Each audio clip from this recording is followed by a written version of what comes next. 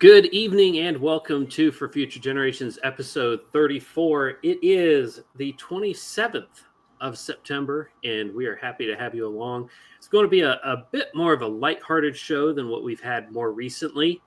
We will be dealing with some heavy topics, but it'll still be, this is going to be a lot of fun and a lot of ridiculousness, a lot of hijinks will ensue.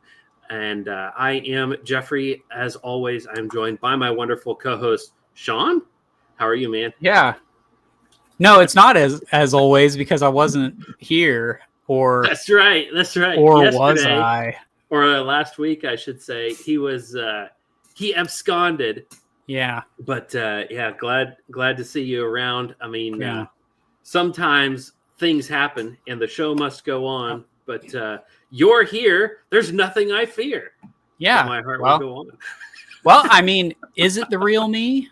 Or is it the real have me? I been replaced? I don't know. It's a body double, man. We'll talk about that. You're not really dead. You're a body double. No. That's why I said my favorite conspiracy theory was why wasn't I here last week? What did he do? What did he know? What did he do? He was under arrest. The FBI brought him in for interrogation. What did he know? Where were you at the time of Charlie Kirk shooting? Actually, ABC didn't like my comments on our Charlie Kirk episode, so we're actually under the umbrella of ABC and Disney and Israel and whatever. Yeah. So we see what happened was last week Sean got fired. But then somebody went and shot up the ABC building and they hired him back. That's what happened. But anyway, hope that y'all are having a wonderful evening. You know, grab a drink, pop in a Zen, grab a bite to eat. You know, whatever it is that you need to do to get into your happy space, because we have something interesting to talk about, and I'm gonna dive right into it. So I'm gonna lay out for you, Sean, the narrative, if you want to believe it. This is what they say. This is what they want you to believe. All right, and then I'm going to show you some videos and some pictures, and we'll see if we can't change your mind. Okay, so here is the narrative. Charlie Kirk was shot by a guy, as we discussed on the show at the time. It was about 135-yard shot, something like that, if I remember. It was under 150 yards, but it was an elevated position, came down on him. The story that we want you to believe is that he was struck in the neck by a 30-06 round. Now, 30-06, for those of you who are not hunters, is a pretty decent sized cartridge. It's not a mammoth killer, but it's it'll take an elk and down. Jeff, correct me if I'm wrong on this. 30-06 was the ammo of the American Army during one of the World Wars. Both World Wars. The United States Army used 30-06 in their fielded rifle. Yeah. That was the ammunition that was used by our soldiers. In World War I, of course, I was in bolt-action rifles like the Springfield, which is a Hall of Fame rifle. If your grandpa has that one, definitely don't sell it. Don't let it go to an estate sale when he dies, because that thing... Yeah. A lot of those came back and got bubbled real bad, but I saw one by a friend. I'm not sure if you were in this group chat, but he posted some pictures of his Springfield that he has that was bubbled, but it was not really bubbled. It was sporterized, but it didn't have a caliber change. It was still 30-06. But what happened to a lot of those Springfields is they got up chambered because they were built real heavy. So a lot of guys turned them into larger caliber, larger casings, and drilled them out, bored them out, put new barrels on them, and turned them into real monster elephant guns and moose hunting guns. And so the originals are real hard to come across. So my brother-in-law has one, and I have told him that I have a right of first refusal on that thing. I will sell my car before I let him get rid of that thing. because those things are just awesome. But yeah, that was the bullet that was used. It was it's a hunting round. It's definitely more than capable of taking out a human being. Like I said last week, I don't have a ton of experience hunting with 30-06, but I have seen 308 get stopped on a shoulder blade and in a spine. It's rare. Usually it'll go right through, but sometimes it gets stopped. Remind me, I know all the gun aficionados hate me for this, but 308 is what in NATO numbers? 5.56 by 51, okay. I believe. Okay. 7.62 51. 5.56 is the AR round, but 7.62 by 51, I believe, and then it's 7.62 by 39 is the AK-47. So it's the same diameter bullet, but like an AK bullet is yay big, right? Yeah. 308 is this big, and 30-06 is like this big. Exaggerated for effect. Yeah, but it is the but it's a 30 caliber. You know, it's 0.3 inches diameter. It's a small bullet. It's smaller than the point of a typical man's finger. You know, if I were to just poke you in the eye, that would make a bigger hole in your head, as it were, than a 308 or a 30-06, which shoot the same 30 caliber bullet. But anyway, the narrative, as we departed from the narrative, let's return there too. The narrative is he was struck in the throat on his left side, and from that upward angle, and it struck his spine and stopped. And some coroner, who is unnamed, said that it stopped on the bone right beneath the skin, and that it was a miracle it didn't go through and kill more people. Now, I was perfectly happy to believe that story until I saw a video. And this is how conspiracy theories work, okay? You change your mind based on more evidence, right? Based on more based evidence. And you're always ready to change your mind if more evidence is brought to your attention. So I was fully happy to follow that narrative wherever it led. And here is the video. Oh, let me drop it in here. I neglected to do that. But here we go. So here is the video. And what I'm going to do is I'm not going to play the entirety of this gentleman's video. As I will point out, this guy did his homework, did a very good job, and he seems to be a very humble guy and a good Christian guy. And so I recommend him. He seems to be a good dude. I'm going to subscribe to him on my personal channel and start watching his videos because if nothing else, the hat, abolish the ATF. I'm for that. So, but let's dive into this and see what he has to say.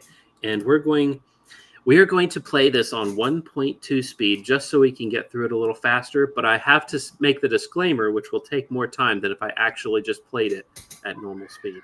Ladies and gentlemen, I now have acquired proof that the FBI's official story is false, whether knowingly or unknowingly. We're going to have an entire monologue and talk about a lot of these things after I show you this. But if you take nothing else away from this video, you need to see this. In that video, you can see the same, appears to be the bullet coming down, and it does line up with the actual gunshot itself. So we're not coming gateway. So this video was created by a friend of mine who is a Marine. You'll see him here at the end. This is the angle he is showing the shot coming from, showing where Charlie was sitting, and the angle of the shot, which will correspond with this video here. So, Sean, as you can see, the theory is he was shot in the back of the head, went through the back of the head, came out the neck. So that blood that we saw that we didn't show. Now, folks, we will be showing video.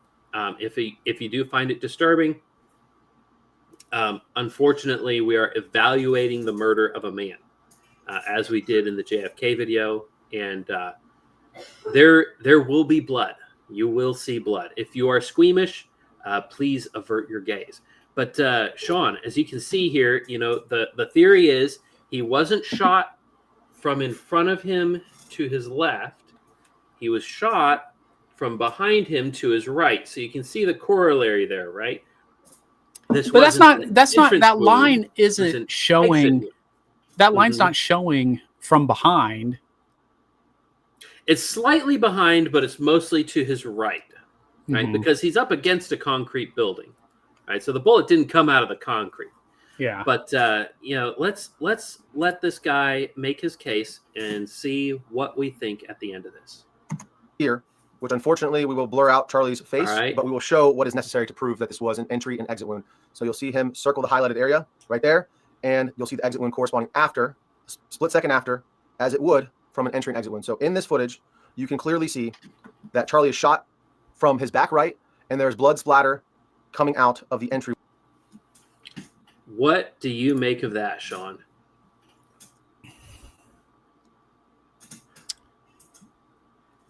I don't know, man. I mean, there's not enough there to really. It's fuzzy, grainy, but there's something there. I mean, that could be anything. That could be anything, dude. It's not like high quality. It's not high quality video. I mean, it honestly looks like maybe some splatter to me. Like, it doesn't look like a round going or a bullet going through him. Well, that's the theory. The theory is that is splatter. It's back splatter from the bullet going in his head, up here, going in his head, out his throat. The theory is that splatter. All right. Well, let's let him make the case. Yeah, go on. Wound immediately after a shot. The first arc is kind of down, as if it's just gushing out from the entry wound, and then the second shot corresponds with when his head kind of snaps forward. That fluid then flips up in relation to that motion, so you can see there's that second splatter flipping up into the air. This is something that I hadn't seen to this date. I saw this for the first time late in the evening yesterday, and I decided that this needed to be put out immediately because no one that I know of is talking about this. So big shout out to my friend who actually found this and created this video. You'll see him here in just a moment. But let's just one more time look at this shot. You see bullet comes in that circled area. You have the blood splatter go down, then up, and then immediately after, you see the exit right here with the skin being pierced, and then the exit wound emerges. And again, that is not a far distance for a bullet to travel, whatever the caliber is, whether it be 5.56, 308, 30.6. It's not even a debate at this point. It doesn't matter what caliber killed him. What matters is that the official narrative is not true. Again, whether the FBI knows or not that they're lying, but this is 100% conclusive evidence that Charlie Kirk was shot in the back. All right. Is it, Sean, in your evaluation, is that 100% conclusive evidence? No. Why is it not conclusive? Because there's so many other things to factor in. I mean, the first thing you had said was that the sound of it meant that it was on the other side of the people who were videoing. I mean, we have multiple angles. And so it just doesn't. I'm not buying it. All right. Okay. Well, because it doesn't like, that's the problem with this conspiracy theory is it's not a cleaner theory than just the regular, like, obvious, some tranny loving dude got up on a rooftop. We saw him on the rooftop, went up there, took a shot, and killed him. I'll go ahead and, before I forget, something, I think I was watching like a JFK documentary one time, and it really changed the way that I come to evidence like this.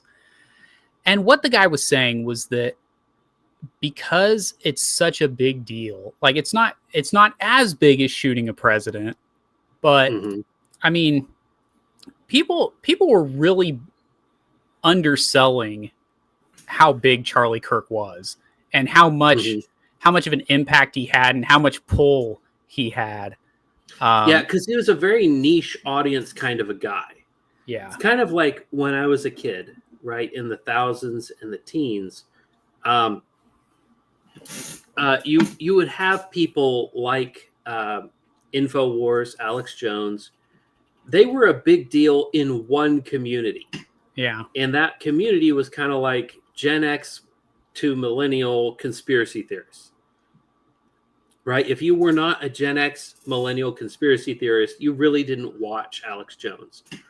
My dad and I, both of us, you know, he's Gen X, I'm millennial. We're both conspiracy theorists. I'm cut from his same cloth. And we knew who Alex Jones was. But if we went to church on Sunday and we said to some people, hey, you know, Alex Jones said last week, they'd look at us and be like, who's Alex Jones? Now, he's much more famous now. Yeah.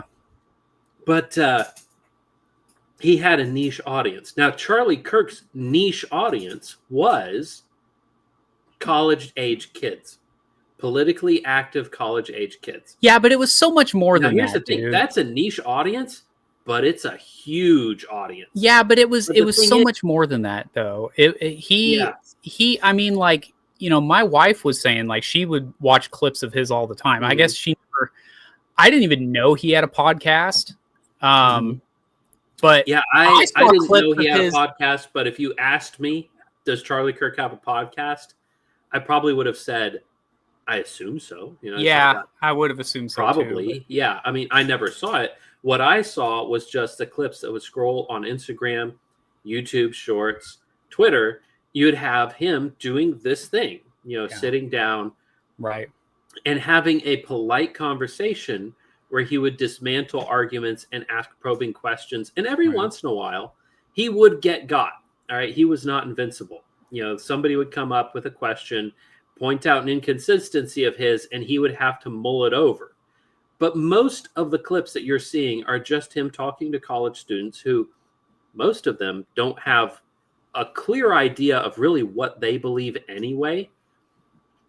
And the fact that they don't really know what they're doing to start with kind of helps him to kind of point out to them, hey, look, man, you haven't thought this through. You don't know what you're saying. You don't know what you're thinking here. What about this over here? What about that over there? Yeah. So, you know, his audience was mostly college-age kids, high school-age kids who are politically active, but it was also, you know, the Instagram moms and the TikTok teens, people like that who would see him, not necessarily that would, you know, watch his podcast, his show, but would see the clips and be like, oh, yeah, I know who Charlie Kirk is. Yeah. I've seen him do this a million times. Yeah, it was like when, like, this book right here that I have in my background, just kind of honoring the man. Yeah, I haven't read that book, but I grabbed it up right away when I saw it I think it was in our little free library. I don't remember where. We find, I didn't buy it. We get people donate to our little free library in the front of our house, or we pick it up at like like the library sale. We'll say, like, grab as many as you want and donate whatever you want. Like, because so many people donate books to the library, and then the library's like, okay, well, we can't put all these books on the shelf as part of the library system, so we're having a sale. So I mean, so different ways that I get books, and I picked that up, and I knew right away. I said, I know who this is. I'm interested, right? Like, I'm not going to pass it up because I know who this is, and I know he's more or less on my side.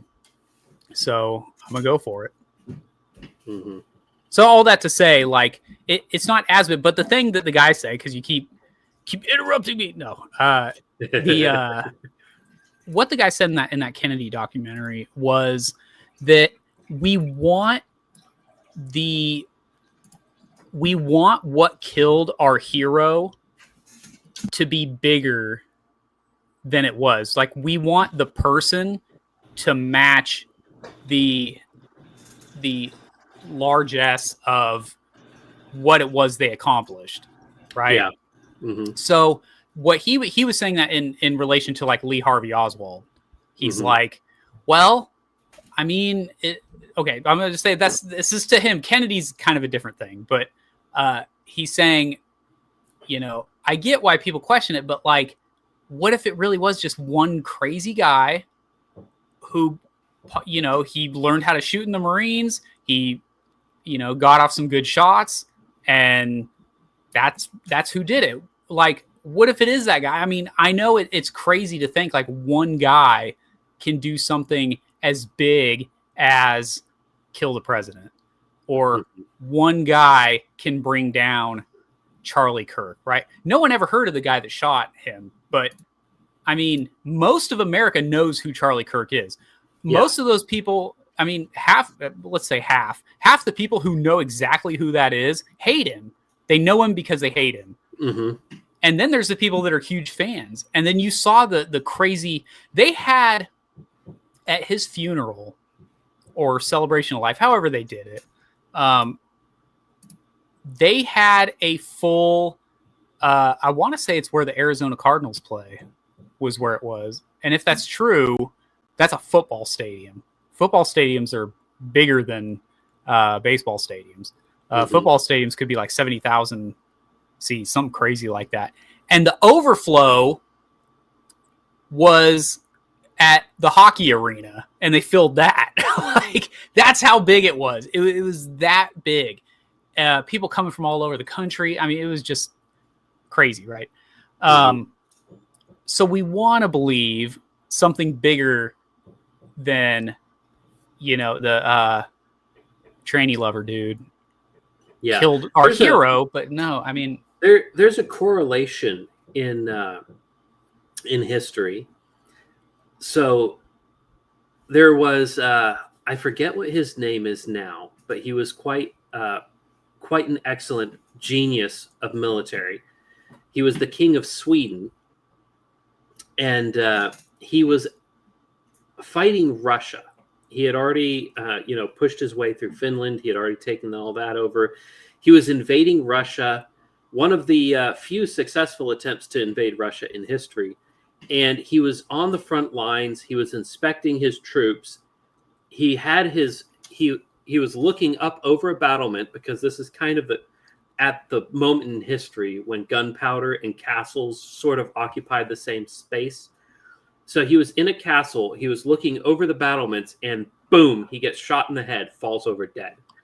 And, that was a turning point in the war, of course. They drew up a treaty later. Russia ended up not suffering very badly. Sweden continued to exist and be a power for quite some time. But, he was shot in the head.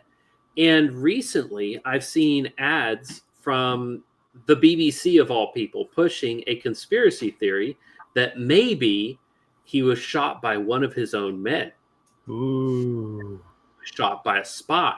Perhaps he was assassinated by someone in his own court.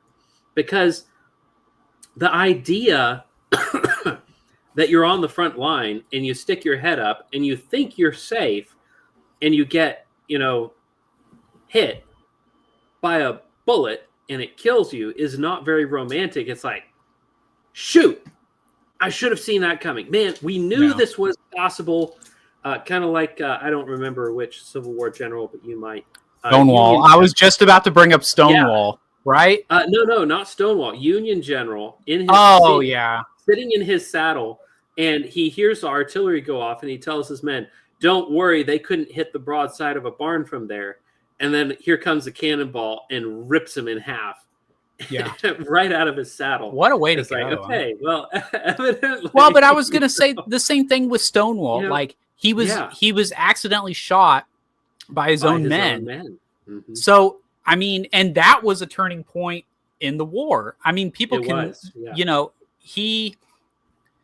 I'm this guy that if Stonewall was there, he takes the hill when he's told to, and then they win that battle. And I mean, you even see in the movie Gettysburg where the Union cavalry guy is just standing there and he's like, they're going to take that hill. And then, we're going to try to rush it. And then they're going to mow us down. And then all these men are going to get awards. And he says this, it's like it's already happened. Like I can already see it. And, if Stonewall was there, that's exactly what would have happened. And then from there, there's nobody on their way to Washington, D.C., and they take it out. So, Stonewall being killed by his own guys at Chancellorsville is exactly that. Like, you want it to be something bigger, right? Oh, he died, he died as part of getting his greatest battle his greatest tactical thing he's ever done. But that's not what happened. He did the great tactical thing, and then he just got shot by his own guys. Mm-hmm. And so, like, we want it to be bigger than it is. But I want to, you know what? Can we go through some questions real quick? Because I feel like we plow through we get too many questions going. So I'm just gonna burn through these. Benjamin Alpaca, who likes to hack our system and look like he was the first one to comment, even though he's not, because he's a liar. No, he posted this at 2:00 this morning. Oh yeah, no, that totally makes sense. Yeah, okay, buddy. Yeah. Long before we were live. You want to talk about a conspiracy theory? What? Knowing about pre-planned and executed. I mean, talk about. Yeah, he says sorry, I'm late to the party, but here he is, like almost 24 hours early.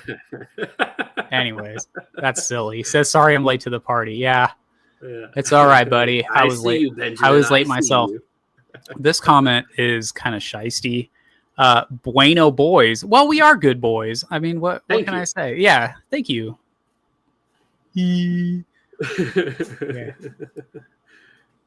Guten Abend. Rogue says, Guten Abend. Guten Abend, my guy. Good to see you, man. LOL, conspiracies abound. I think this is when I was talking about whether or not I'm me or, it was a crazy moment. I came back from the Army to find my dad in the same place that he had been when I left, which was watching crazy things on Netflix on the couch. And he wanted to watch. He was like, "Oh man, I saved this documentary. I want to watch this with you." I'm like, "Oh, okay. What is it?" Okay. And it was a documentary about how Paul McCartney had died before Sgt. Pepper's, and that they got a fake Paul McCartney. Mm-hmm. And so it was about like the name, like they were saying that Billy Shears was actually the real guy's name, and they just made Billy Shears. If you play the music slow in one spot, you can hear one of them say Paul's dead or something. Yeah, that's in the White Album at the end of the song. It's like, Paul's a dead man, miss him. But it's like you don't have to play it slow. It's just it sounds like they're saying that at the end. It was like, what? Anyways, yeah. So that's kind of the joke that I was going for, was like, am I Sean or am I? Did Sean die and we replaced him? Yeah. This was the question I wanted to get to before we went on. John Carter, who, this is how I feel. This picture right here, when you give me these conspiracy theories, it's also tiresome. Yeah, it's also tiresome. We need to watch. You know what? One of these days, I would love to do an episode where we just watch this documentary. Like, it's just us, like, doing Mystery Science Theater 3000 through the documentary, because it's so good, dude. I absolutely love that movie. Anyway, sorry, John Carter. We'll do that. We've got the after show tonight for the supporters, and maybe we'll do that in an after show sometime where we'll watch the whole thing, go through it. That'd be fun. I'm sure it doesn't have any copyright or anything, because I watched it on it's not on YouTube anymore. No, it's not on YouTube. What's the low budget one that we were streaming from originally? Rumble. There you go. Is it on Rumble? I think I watched it on Rumble. You find some cool stuff on Rumble, man. John Carter says it's on YouTube still. Well, John Carter. Great story. Compelling and rich. Oh, I thought that was the I don't believe you. Never mind. Okay, anyways, let's get to the comment I was trying to quote. Okay. He says, how could that be splatter behind him on the right if the blood came from entry wound and there was no exit wound? So that's my question to you, is like, is that the conspiracy? They just hid that there was an exit wound? So the theory is that for whatever reason, and you see this in criminal investigations actually, where they will purposefully lie to the public in order for people to come out in the open, because they think they're safe when they're not. So the theory is the kid we got might be involved. It's not that he's innocent, but he wasn't necessarily the one who took the shot. Maybe he's the one piloting the high-speed drone that was flying around. Maybe he was doing something else. Maybe he was lookout, or maybe he was a second shooter, but he saw he wasn't needed, so he absconded. But all of that to say, he wasn't the guy who pulled the trigger. Somebody else was. But they're not saying that out loud because they want the guy who actually pulled the trigger to feel like he's safe so that he gets caught. Now, that is a thing that is done by the authorities. There were some criminal investigations, not in which I was involved, but that I was aware of the particulars because they happened to someone close to me. And I saw in the news them saying things that were not true. And they were doing it intentionally in order to try and trap the person that they suspected because they were following him. So this is a thing that's done very, very typically. Like, this was not a murder investigation, right? This is standard operating procedure for law enforcement. So it's not beyond the pale, the idea that, they might actually be lying to us. So, but for what reason? That's what. Yeah. I don't. So yeah, exactly. Thank you, John Carter. That is a thing which is done by competent authorities. Whether we have those or not remains to be seen. Yeah, I think that's kind of the point. Really is don't. Patel is playing 5D chess. What is the? By the way, with Kash Patel, when I first saw that picture of him, like his official, the crazy eyes. Uh-huh. Yes, and I was like, oh yeah, that's they just picked a bad picture, whatever. But then I saw him talking about this, and he's like what the heck is going on here, man? Yeah, he was all over the place. We're gonna catch the guys. Trust me, guys. Yeah, he's like a Red Skelton character or something. No, it's something. And the guy definitely has crazy eyes for whatever reason. Yeah, but the thing is, like, don't attribute to competence. Yeah, don't attribute to competence what can be attributed to incompetence. Yeah, that's Sean's law right there. Never attribute to 5D chess what can be attributed to not knowing how to play chess. Yeah, there you go. I've actually thought about that. Like, if, say you've never played chess before, like you could accidentally make like the perfect moves and beat someone, but you'd be like, oh, I thought this is easy. And anyways, all right, let's move on. I'm sure you have some more banger evidence. All right. So here is the other evidence that we have. Okay. And it's going to be a doozy. All right. Ooh, Found the muzzle flash was Charlie Kirk shot behind his right ear and exit wound from the neck. Still frames don't do it justice. Tyler Robinson is a patsy. Strong words. All right. So he's pointing, here it is, up into the right of this girl here. There's a muzzle flash there, right? Here's a zoomed out picture. All right, let's watch the video. Tell me what you see. Not counting gang violence. Great. Not counting gang violence. Great.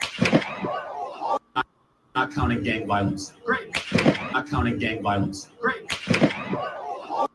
Not counting gang violence. Great. All right. So, what say you, Sean?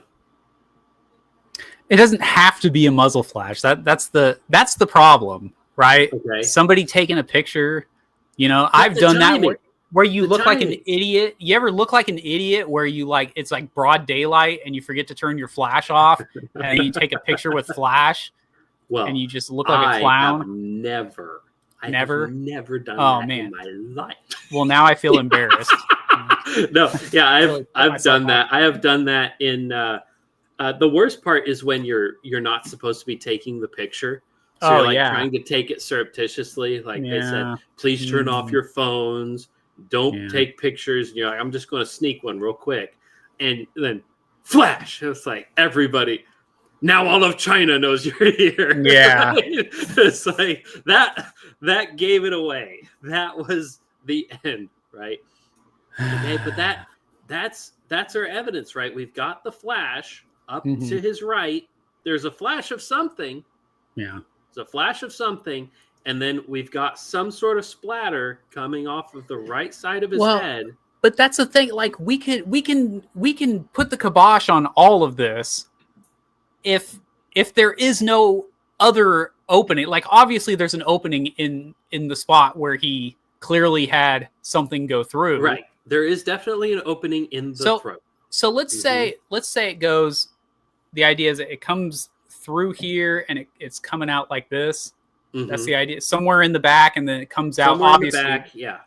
Ear to low neck. So then where does the bullet neck. Where does the bullet go from there? It just falls in the ground because it's lost so much momentum, or yeah, it would have hit the ground somewhere to his left, and there were not people there. Yeah. So it would have hit the ground there. It just doesn't that doesn't look like an exit wound to me, dude.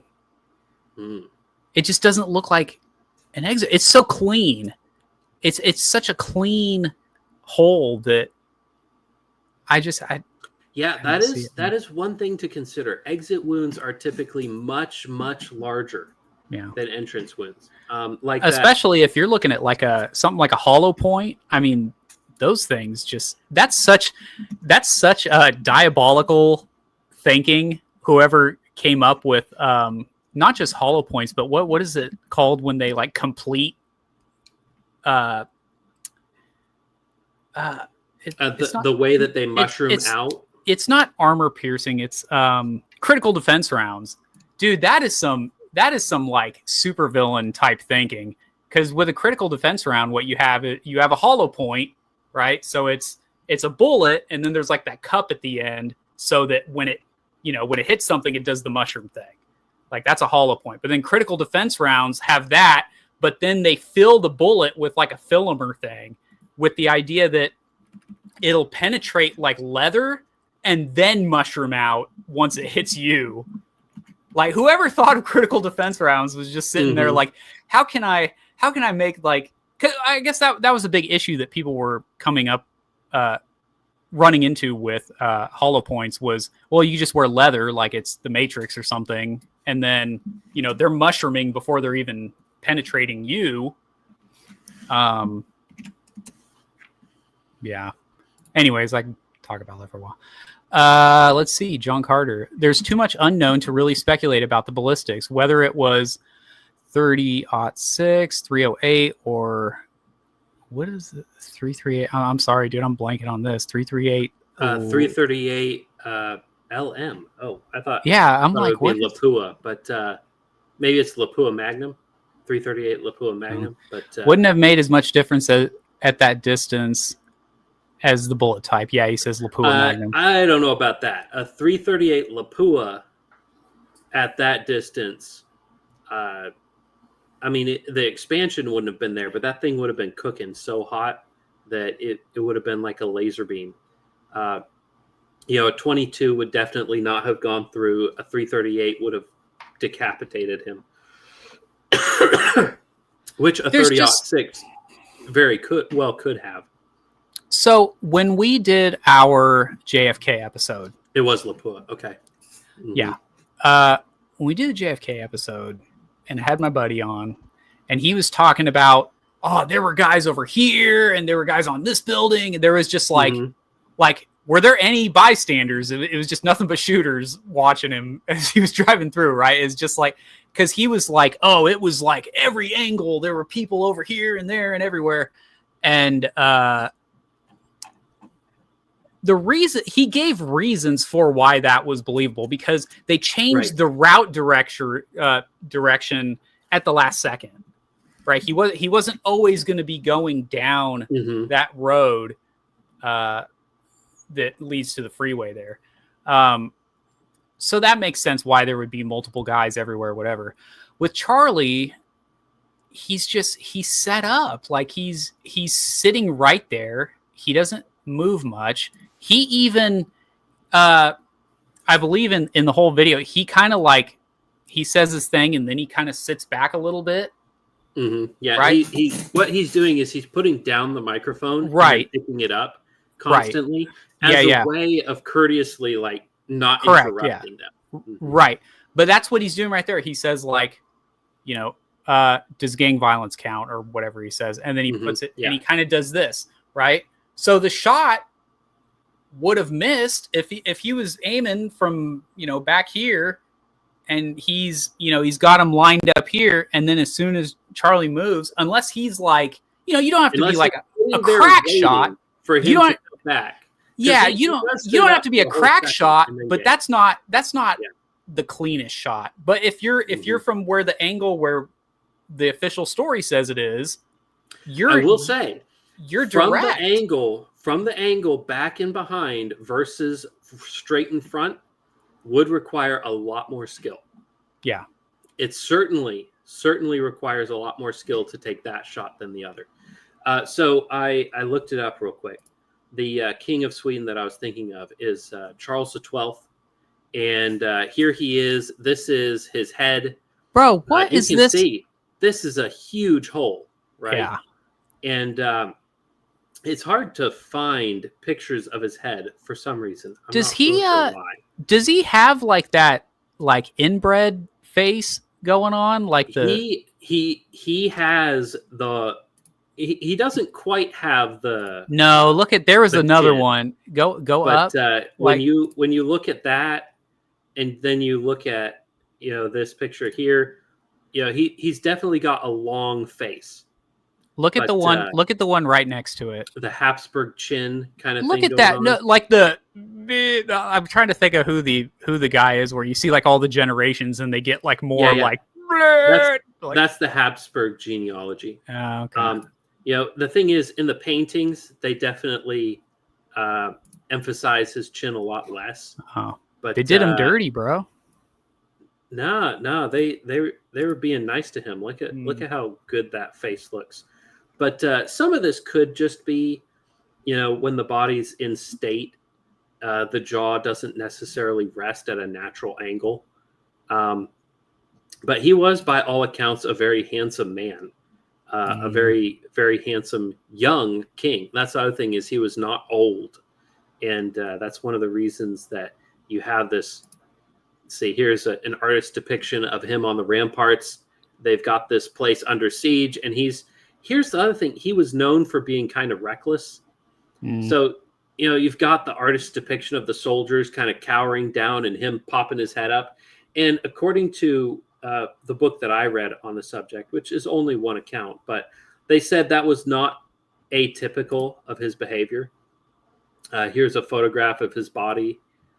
This is, of course, after the invention of photography. So like at least 20 years after his death that this picture was taken.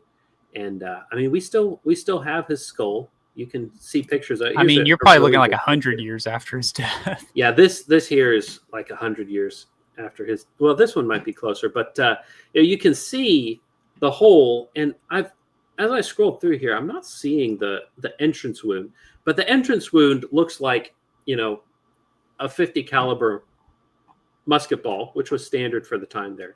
So he was not hit by, as it were, a cannon. He was hit by a rifle. But the exit wound is like the size of a tangerine, right? Can I really quick? Quite a bit larger. I want to get. I don't understand that 30-06 definitely could have at that distance. Could have what, Ash? I don't. I assume she means could have gone completely through. Yeah, definitely. Yeah. That's not really a question. That's one of the things people are speculating about is the narrative that this sub 150 yard shot hit him in the throat and stopped and didn't go through. People seem to think that was impossible. It's certainly possible. Yeah. Is it likely? Is it Is it the most likely thing for a 30-06 to do if you shoot somebody in the neck? Not necessarily, but it's right on the edge of could go either way. Coin toss. Here we have Ashbrew's not clarifying anything. It was from an earlier statement. So now we get to play a game called "What is this woman talking about?" one of my least favorite games to play in the whole world. No, I'm kidding. We love you, Ash. Yeah, but anyway, so that was just to cover, the entrance exit wound thing. That being an exit wound, it is small for an exit wound. If the bullet expanded, if it went through that much material, that much flesh and bone, which if it struck him in the head, went out the neck, it would have had to go through quite a bit of flesh and bone. Let's see. John Carter says, did YouTube delete my comment about FMJ, TMJ bullets? I never saw that. I don't see your thing about the bullets. I know what Full Metal Jacket is, but TMJ would be what? Yeah. Total Metal Jacket? I don't know. Just like stuff. I don't know. Teflon Metal Jacket? I don't know. I'm not sure.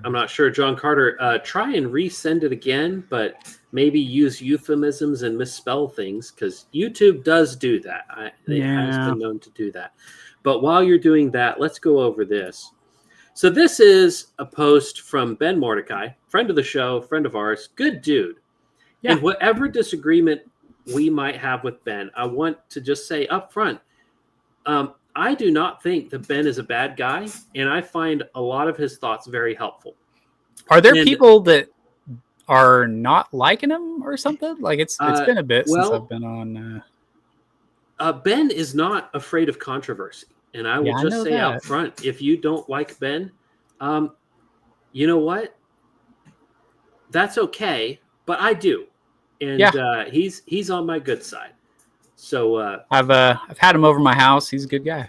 He's a good dude.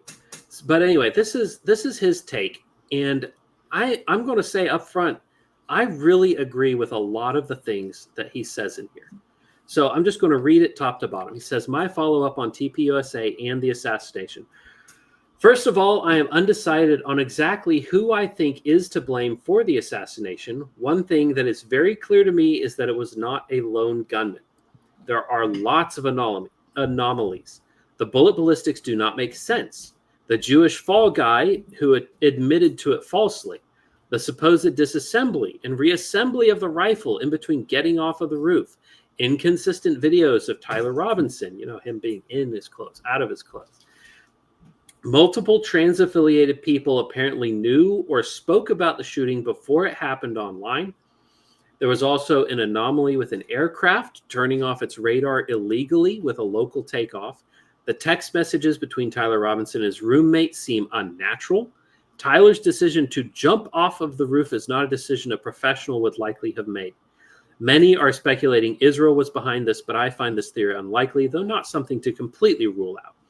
It doesn't seem like Israel would have a strong enough motive to do this. If an intelligence agency was involved, I would suspect the FBI before Mossad. Erica taking over TPUSA makes sense because the organization basically was all about Charlie Kirk himself, and none of his guests could really be trusted leading that kind of an organization. Either they themselves are politicians, like Vivek Ramaswamy, who should not be trusted, or they have their own media empires. Erica is one of the few that could be trusted to genuinely pursue the original mission of TPUSA. As much as the trope of a pantsuit boss babe woman leading a political organization is not something to generally endorse, the alternatives are worse. Erica understands the stakes of running this organization well and has been putting aside her personal feelings because she feels the weight of the responsibility she has. Whether this is a good thing or not remains to be seen. The general trend is that women in conservative media tend to flake. I find it grotesque for people to be policing whether she smiles or laughs as if she's not grieving that the husband she loves and the father of her children was just assassinated. Far too many on the dissident right are ankle biters who take every opportunity to drag down anyone in the mainstream right. Charlie devoted his life to helping the GOP machine run, So doing this in the wake of his death is honoring his legacy. And Erica would know better than anyone else. Erica is currently the most sympathetic figure on the right, and it is hopelessly out of touch to take this moment to critique her on the basis of not being a trad wife or seeming too happy. I don't love that this is where we are right now with the Republican center, but the way you move that center is by continuing to be involved while leaning it to the right, which is what Charlie was already doing when his death occurred. So, yes, just first off, all of the people saying, Erica doesn't seem upset. She's, shouldn't she be at home with her kids? This evaluation, I 100% agree with. The idea that she's not putting on a brave face just for the show, she's trying, okay? And the idea that you're going to have her on the show and she can't crack a smile or laugh or be happy while on the show because her husband got killed 2 weeks ago is a bit strange. Yeah. Right? But, very, very strange things going on, and I do want to touch on them kind of one by one. So first off, the bullet ballistics do not make sense. He's referring to the idea that the 30-06 stopped on the bone and didn't penetrate through. 308 and 30-06. I know I keep saying 308. I'm misnaming it. It's a misnomer. But 30-06 can do what was demonstrated. Also, the thing about 30-06 is there are lots of different rounds. 30-06 is typically shot from a bolt configured gun, not a semi-auto. Famously, the M14 and its predecessor, the one that General Patton said was the greatest military invention of all time, the Garand. Those both shot 30-06 semi-auto. But the majority, or actually, no, the M14 I think is when they changed to the 308. But anyway, the point is, a 308 30-06 is a thing. There were a lot of them made, but almost every 30-06 rifle is bolt action. And if you go into a sporting goods store, I could walk or I could drive to Academy right now. Well, they're closed right now, but an hour ago I could drive to Academy and I could go to the 30-06 part of the shelf and they would have 30-06 varmint loads, 30-06 deer loads, 30-06 elk loads. And then they'll have sometimes, although Academy wouldn't have this, but sporting goods stores will sometimes have like a steel core armor penetrating 30-06. Those are more rare, but they are available. It is perfectly possible that the 30-06 round fired, if we assume that the story is true, could have been a varmint load that is not designed to be going as fast, as hot, or have as much expansion as a deer load or an elk load would have. So the ballistics are certainly plausible. Is it the most likely? I'm not an expert, but I would say it's possible. Next thing, the Jewish fall guy who admitted to it falsely. That is very strange. That does bother me. Yeah. Of the things, is he being charged? He is being charged with obstruction. He's being charged for obstruction and also possession of child sexual paraphernalia. Yeah, I did hear about that. Which, like I said in the last show, the feds, anytime they want to stick somebody, they just suddenly the guy has that. And maybe that's a little too conspiratorial of me. Yeah, but it does seem like every time that happens, John Carter, he says, "I'm sorry, but there are no 30-06 varmint loads."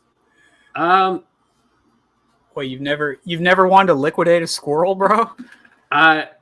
I happen to know that is a thing. I have seen them in the box. Now, maybe the difference between these loads and other loads is not that different, but these things were designed for shooting ground squirrels and groundhogs, and it said on the box that that's what it was for. Maybe distinction between that and other stuff is not as much as you would expect. Maybe they put that on the box just so, like, as kind of like a wink, wink. It's for varmint, like just for boomers who want to take long shots at woodchucks. But no, I have seen that with my own eyes, so I'm afraid I must disagree. Now, whether or not that is a very typical thing, I can't say, but I have seen the black box with the little white woodchuck on it. It's at 30-06, and it was designed for shooting little groundhogs. But so I do want to say with the guy that was like, I shot him. mm-hmm. That is not, nobody thinks to do that in the moment. Like, there was the one guy that was like, you could see him in the video, some like long-haired hippie dude was mm-hmm. like, he turns around, jumping he's up like, and down. Yeah, he's like, yeah, we did it. Like, he's all okay. That's okay. It's not a normal reaction, but it's a plausible reaction. He started shouting USA, USA, and his story is actually very interesting because the thing he says is, no, I wasn't celebrating Kirk getting shot. I was actually trying to distract the shooter. Thinking in case he missed, let's make a commotion and distract the guy so that he's not able to make another shot. So supposedly he was on the side of Kirk. Now, that's what he says after the fact. The video is him turning around, looking very jubilant, swinging his arms and going, yeah, USA, USA. Now, whether he was saying USA for United States of America or he was saying something else, our high school football games a while back made a rule that you could not chant USA at the high school football games because they weren't trying to say United States of America. They were trying to slyly say, you suck ass. That's pretty good. And so, whether he was trying to say something along those lines or something else, who knows? But this guy who did the distraction, he says in the moment what he was trying to do, and he admitted this to the police, what he was doing was making a distraction so the shooter could get away. Yeah. And that's why he's being charged with obstruction. What I'm saying intention. Is, in the moment, like if you had no prior foreknowledge, and then suddenly the guy directly in front of you just starts bleeding out of his neck, you wouldn't think on the spot to have that plan of Maybe. Just, oh, whoa, Maybe. oh. It happened. Like, if you weren't previously thinking about it, I mean, maybe if your plan was always, if this happens to be the time, I'm going to go for it. But come on, man. Like, so there was certainly some forethought involved. Whether he knew like exactly what was going to happen, or he was just like, you know what, if this happens, here's my plan of action. I think, I'm just going to disagree with you. I think that it could be something somebody quickly thought up. Oh, let me make a distraction so he can get away. Those kinds of things have happened before where it's like, I didn't do it, but I can make a distraction and let this guy get away. Like Robert Louis Stevenson's Kidnapped, which I have on my shelf here. There is a moment when David, the protagonist, is framed for the shooting of an English officer. And it was unintentional, but he kind of acted like he did it because his behavior was suspicious because he was already running from people. And then the guy he's talking to gets shot. And so he bolts. And things like that happen in real life, albeit rarely. But I could see somebody seeing this happen right in front of me. He's like, quick, let me make a distraction. This guy that I hate with every fiber of my being just got shot. I know the guy who shot him's my guy. So I'm going to make a distraction so that whoever that was, unbeknownst to me, can hopefully get away. I buy it. So it's funny that you say this happens all the time in real life when the only example you can give is from fiction. yeah, I know. But maybe if I said it happens all the time, that's certainly an overstate. This kind of thing has happened before. where people create a distraction so that other people can get away. I mean, that dude was just, it was so weird because he was like, I shot him. And then he was immediately like, I have the right to remain silent. I have the right to remain silent. I have the right to remain silent. I'm not saying anything. Come on. Get me a lawyer. Yeah. The next point, the supposed disassembly and reassembly of the rifle. That is a weak point in the narrative. And I just straight up do not buy it.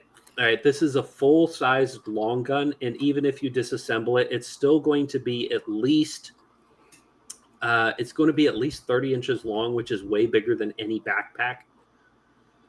So, the disassembly, reassembly of the rifle did not happen. We saw the video of him getting off the roof. It was grainy enough and his movements were consistent that he could have had the rifle and been hiding it as he walked away, even in its full-size configuration. Now, so to be clear, the only reason that the whole he took the rifle apart theory exists is because in the grainy video, you cannot see it clearly. Exactly. And in the video of him going up the stairs, you don't see it. Yeah. But if he had staged the rifle previous days, which people said that he had staked out the place previous days because he had been seen around, he could have staged the rifle up there on a previous day when he was, when security was laxer, when he could have disguised it in something that he carried up. And then when he fled, carried the rifle away. It's not necessary, but it is something that I just do not believe out of hand. The inconsistent videos of Tyler, that's about him being in different clothes, changing in clothes, and then going to Taco Bell, satiate his hunger. Those are interesting, but not beyond reason. People can and do change their clothes around crime scenes, especially if they're premeditated, right? People who deal drugs often have jackets that are reversible, different color on the inside, wear jackets and hoodies during summer because they want to obstruct their face, hide their identity.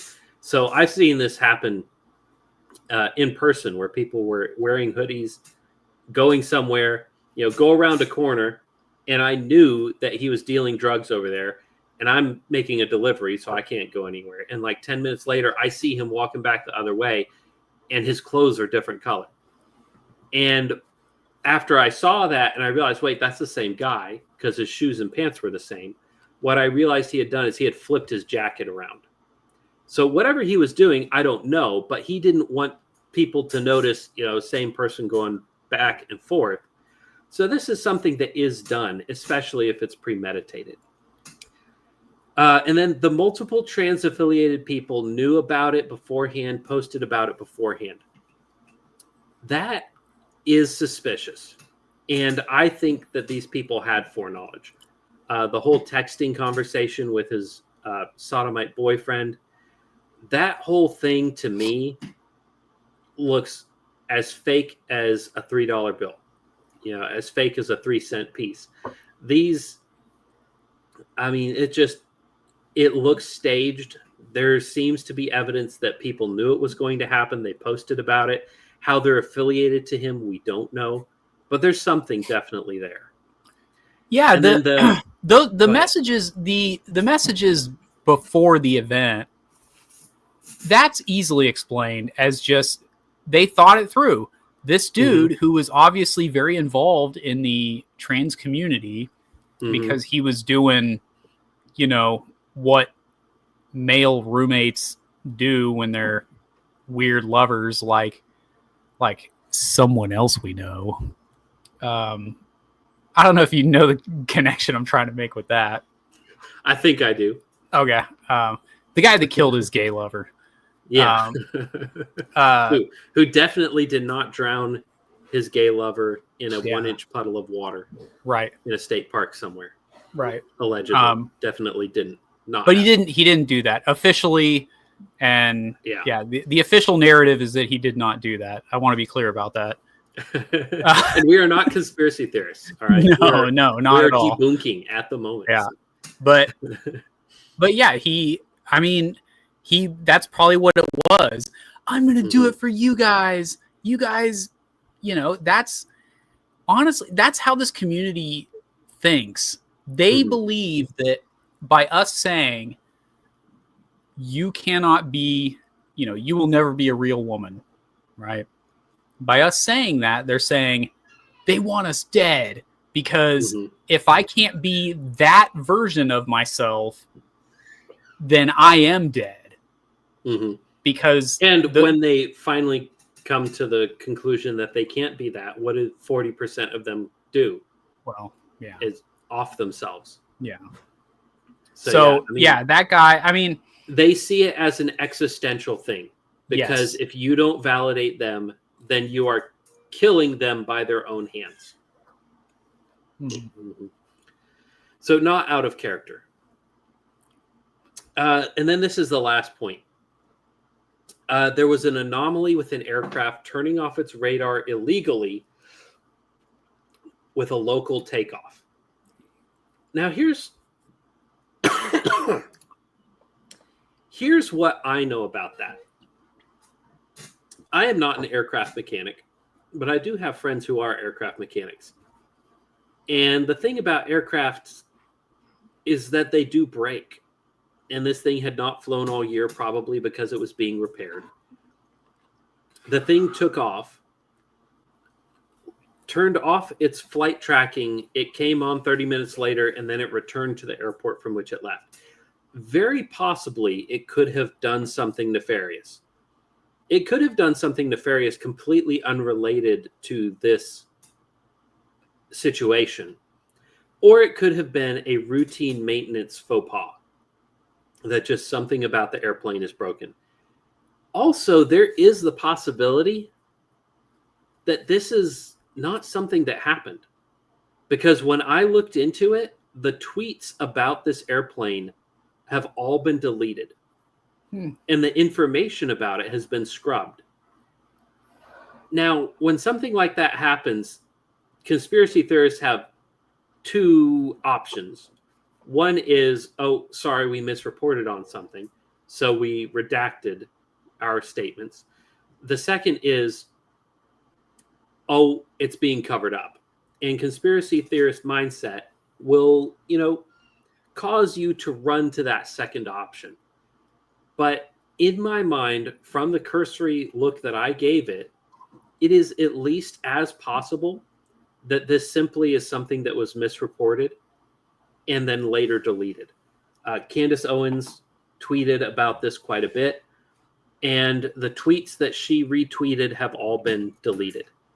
The several people who tweeted about this, all of the sources that they quoted have all been deleted. And I don't know why, but it could be that it was just originally misreported. All right. I had only initially seen the one guy talking about it, and I wouldn't be surprised if that guy maybe made a mistake, but because of the nature of Twitter, it was like, oh, did you see this? One guy said it, so clearly it happened, and then a lie takes, goes around the world twice before the truth gets its pants on, kind of a thing. All right, so Sean, with the evidence I have given you, you seem very skeptical. I don't see a reason. What is your takeaway? All right. Let's say that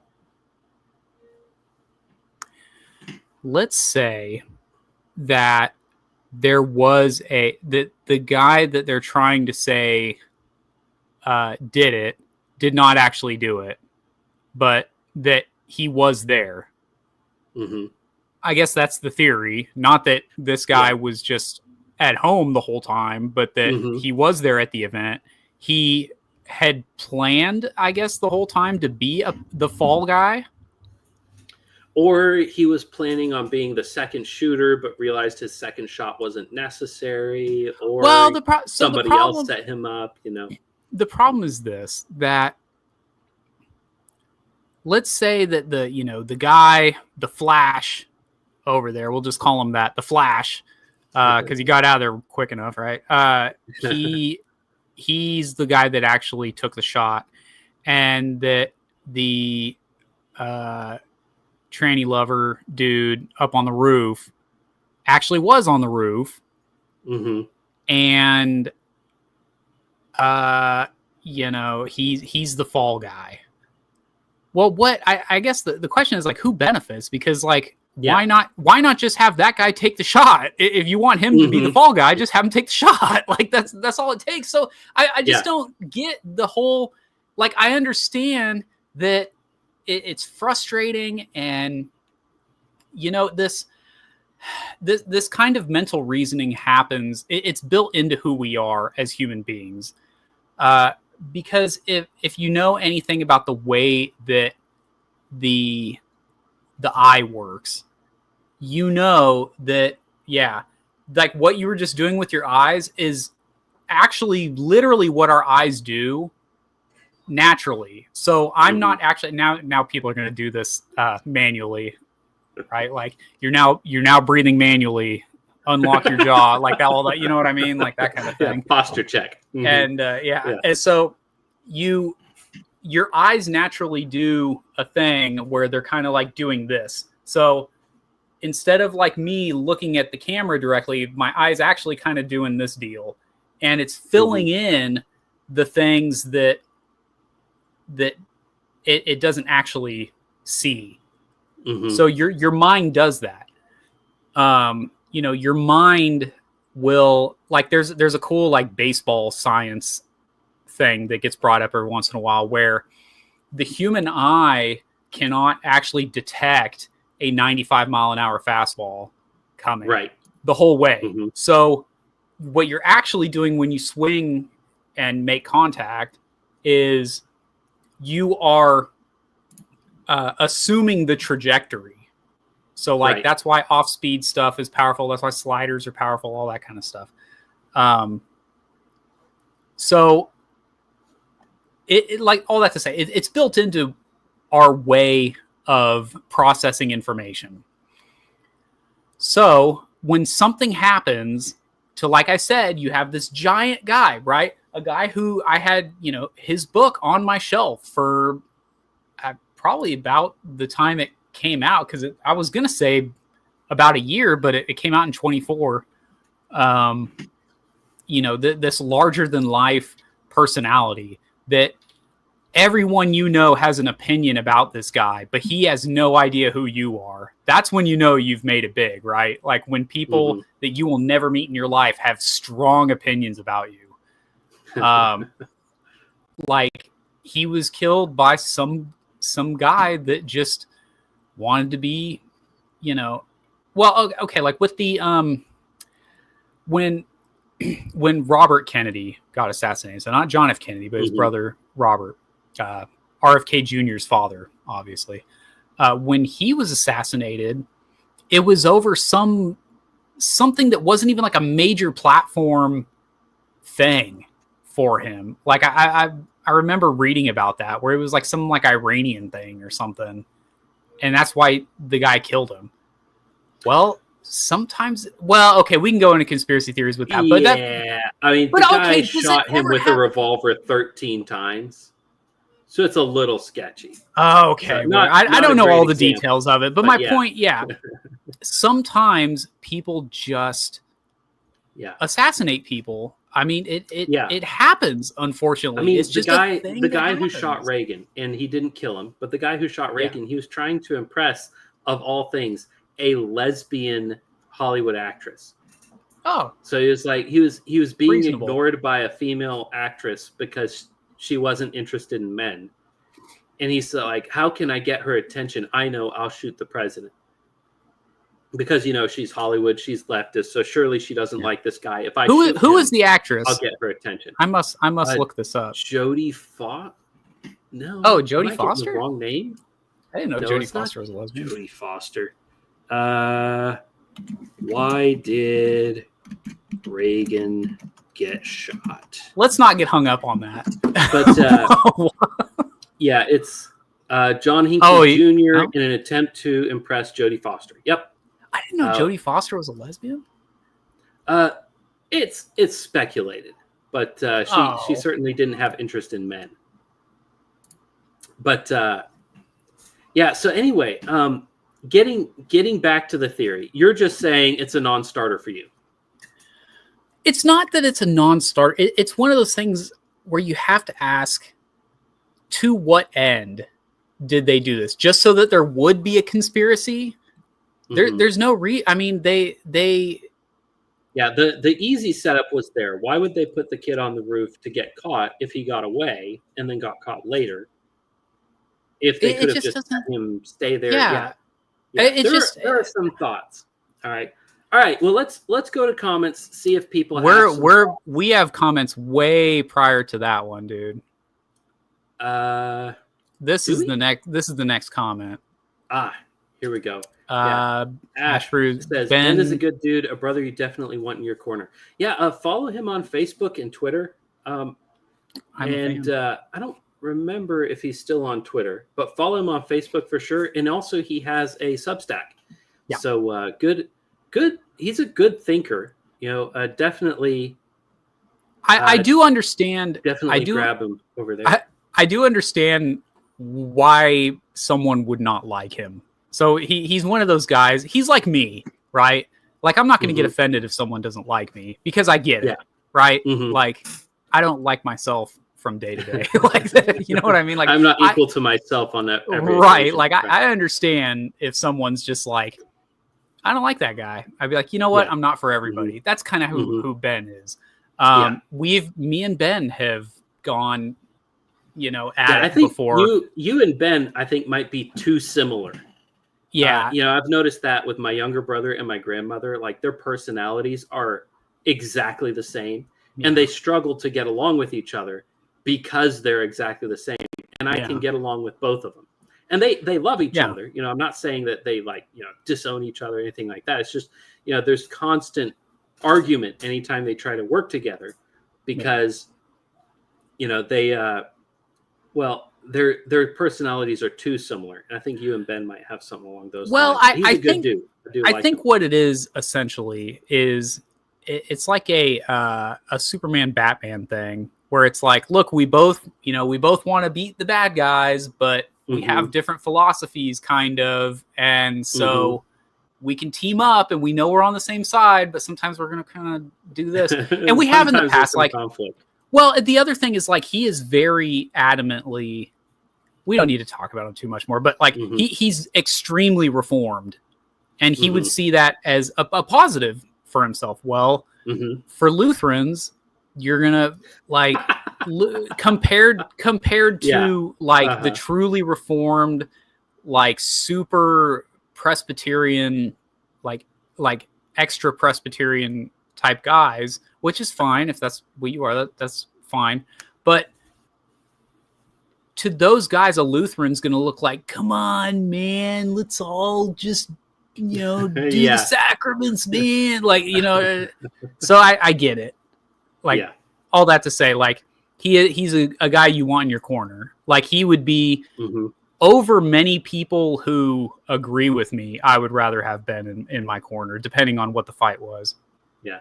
And if it's a physical confrontation, you definitely want him in your corner. He's a monster, dude. He like his he does like deadlifts that are really ridiculous, like professional lifts almost, at least like close to it. He does squats, I think, that are pretty. I think deadlifts is the one. Like that's been featured in White Boy Summer videos, like Ben just doing deadlifts. And so that's always the Ben reference, is just him doing deadlifts.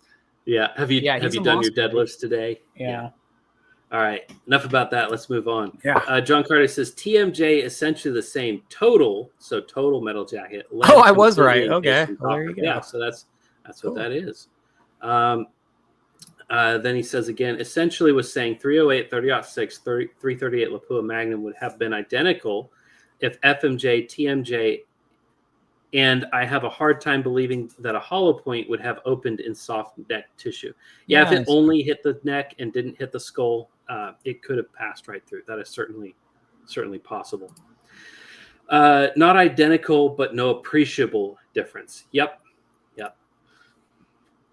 John, again, would be nice if we could get some photos of the alleged magic bullet and the engraved rounds recovered. Yeah, the lack of those things does raise some questions, but then at the same time, it's like, who do you think you are that you're getting those pictures, right? If this were not somebody famous, these pictures would never be released to the public anyway. They'd be shown in court, and the people who saw them, saw the crime scene photos. But other than that, there's really no reason that we would see those things anyway, just to steelman the other side a little bit. If you want something obfuscated, it's very easy to release contradictory pieces of evidence or which call your narrative into question, and all the conspirators will get caught up fighting each other. And this is in reference to the airplane. So it could be that it was released intentionally. It could be that it was misreporting. Who really knows what's going on? But what I do know is it's not available now. And then he says, infighting over their pet theories. Yeah. Mm-hmm. John, again, I don't feel any obligation to create a cohesive potential narrative from bits and pieces of evidence which are at least seemingly contradictory from unreliable narrators. Sometimes all you can do is acknowledge that you're being lied to. Something smells rotten. If nothing else, the text messages, I really don't buy that. He says, Jeff's mind saw a box of 22 250 varmint ammo on a shelf, and his mind filled in 30-06 because that's what he was shopping for.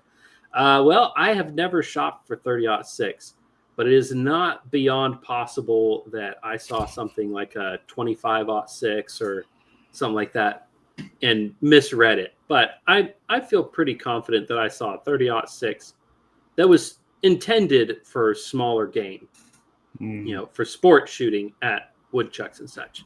Mm-hmm. Yeah, Jodie Foster. John Carter, again, she probably wasn't a lesbian before getting abused by Qatari producers in Hollywood as a child actress. She actor thing is she was the little girl in Taxi Driver, correct?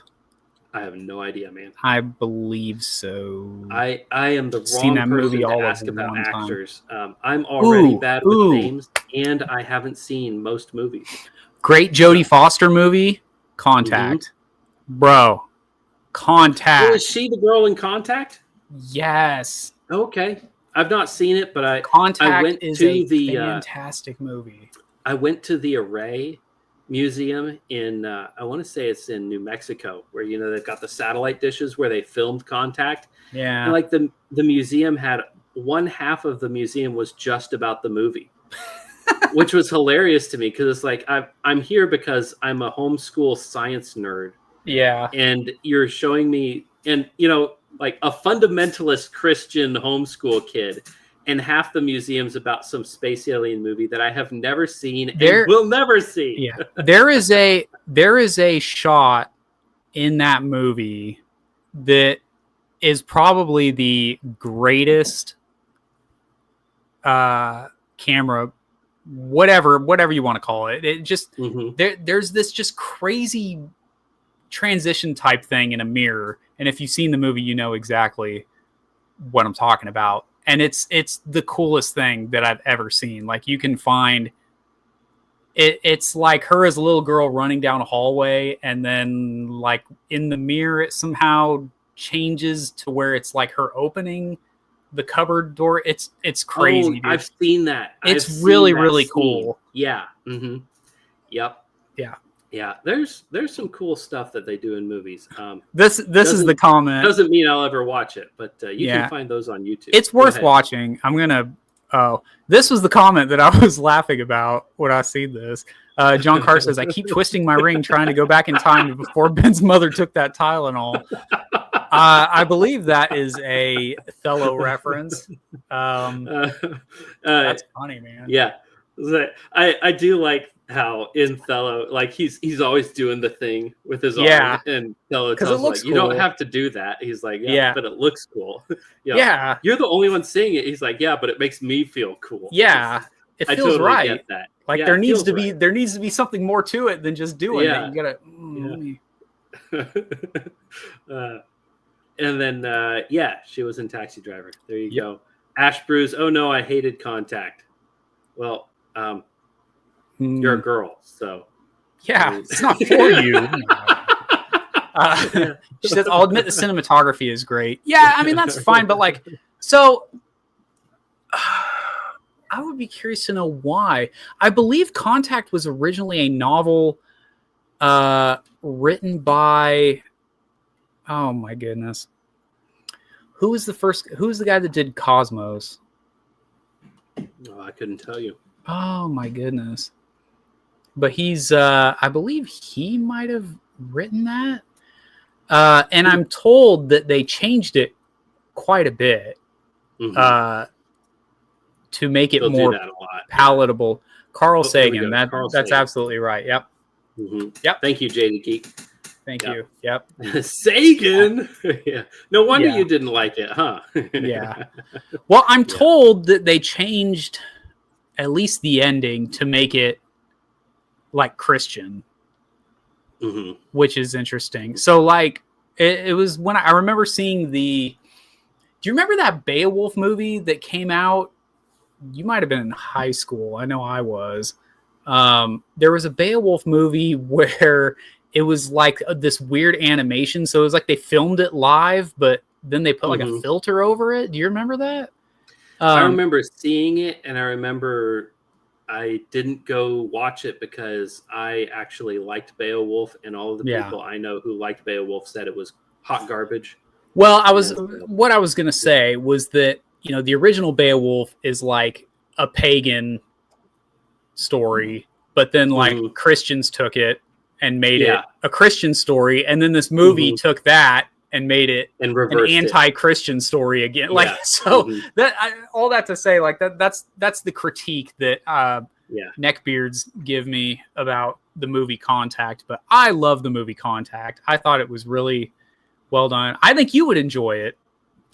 I might. I've got a long list of other things to watch.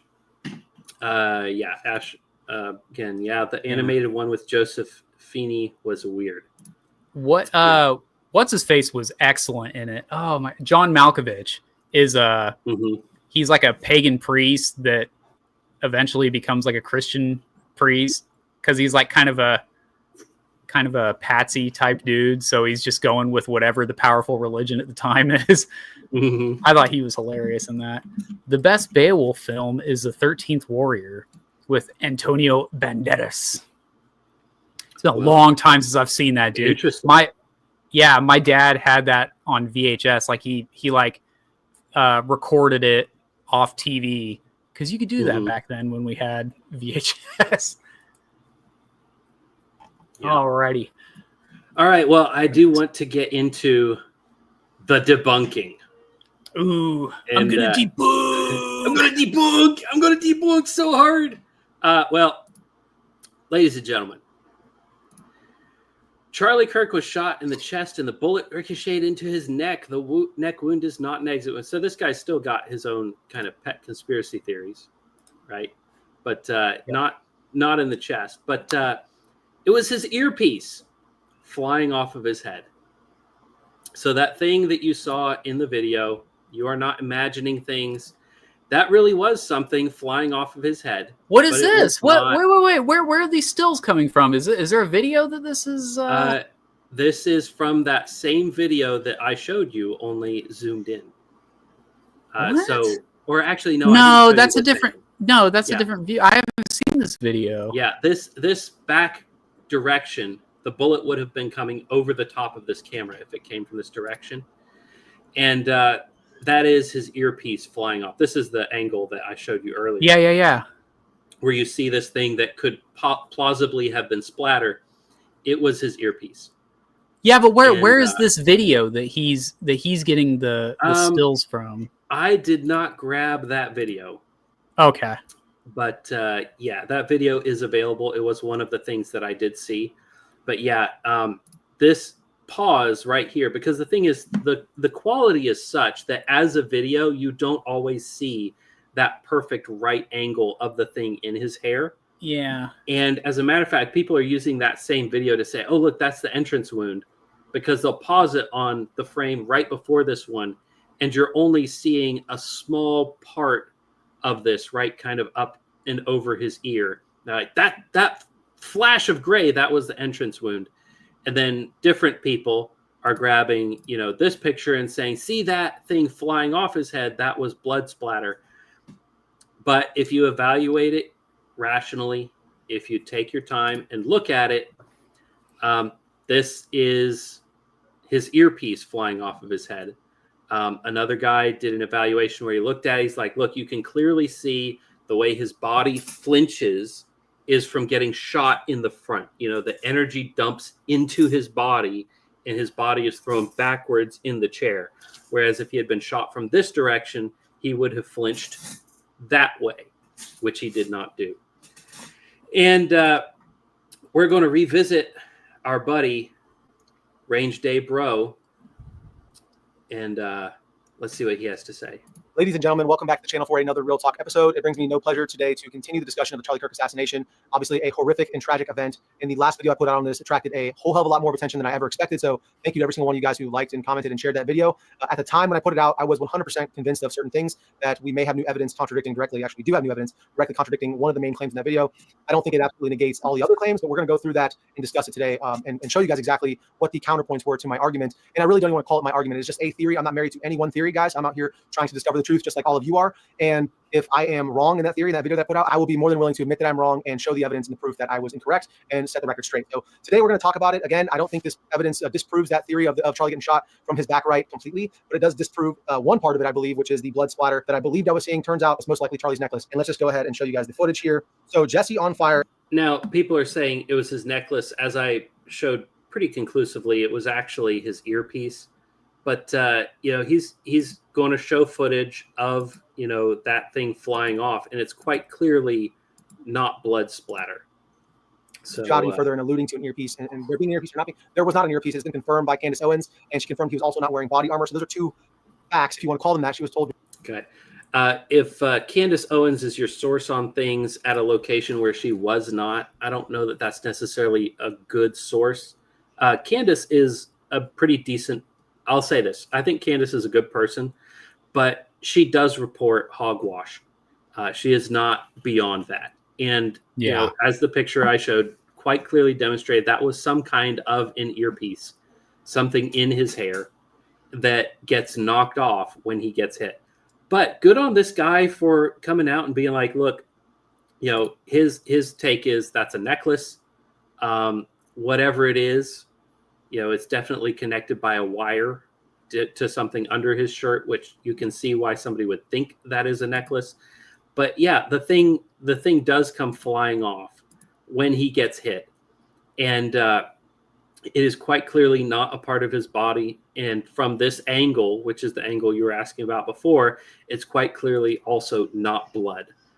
There was a potted plant behind him that had some red flowers in it. Some people through some grainy video were like, look, that's blood. Other people zoomed in on it. They said, look, that's on the building behind him. It's a pot. It stays there the whole time.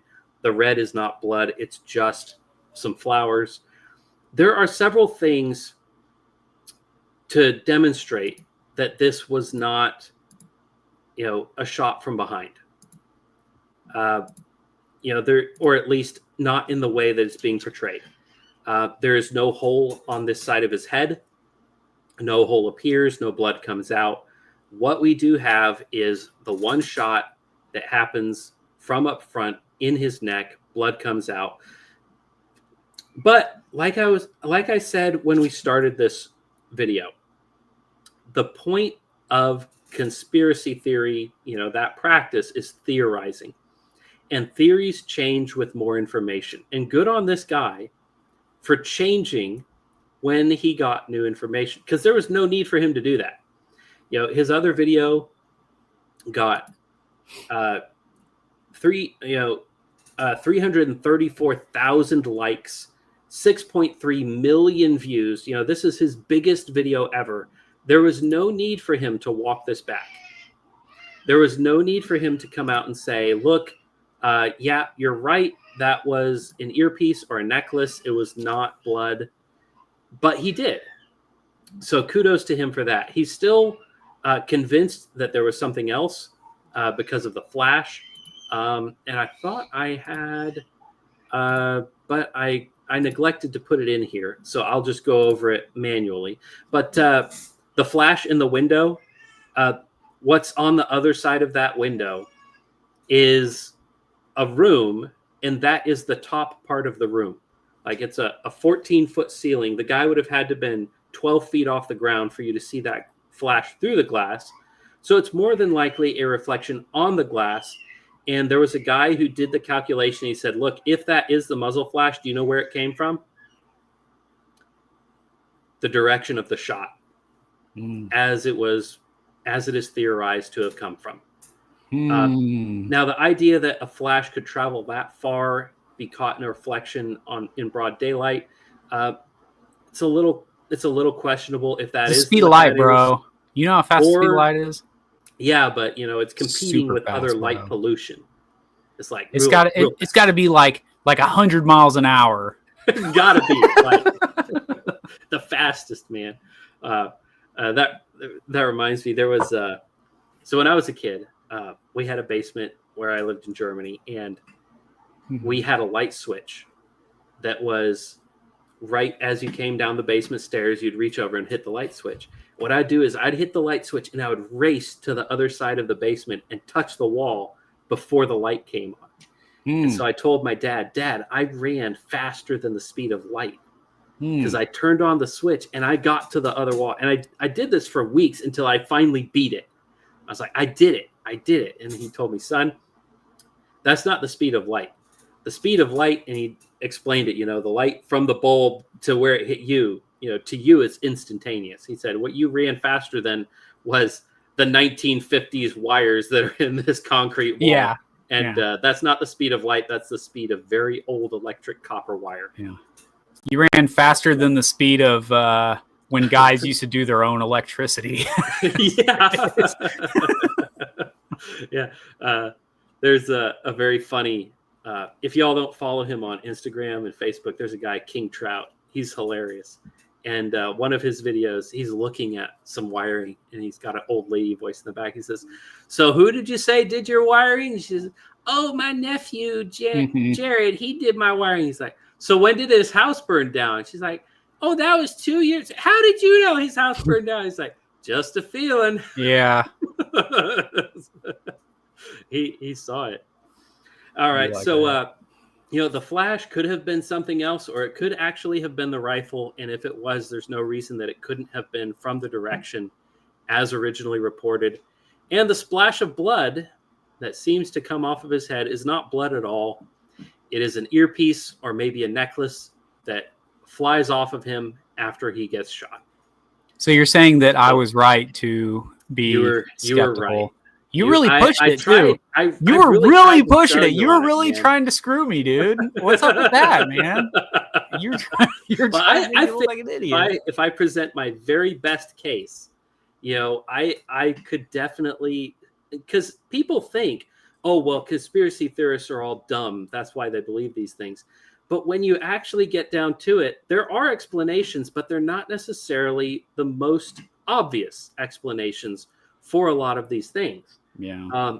For instance, NASA does fake a lot of space station footage, and they've been caught at it multiple times. It's practically proven.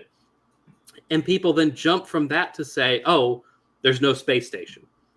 The footage, the moon footage, some of it definitely looks faked because it doesn't look like any other moon footage that we have. And they jump from, oh, well, this is faked footage to, well, it never happened. But that doesn't necessarily logically follow. There could be other explanations. Like, we had this footage, it wasn't very good, let's recreate it on a stage. And just for one or two scenes, so we get some really crisp video.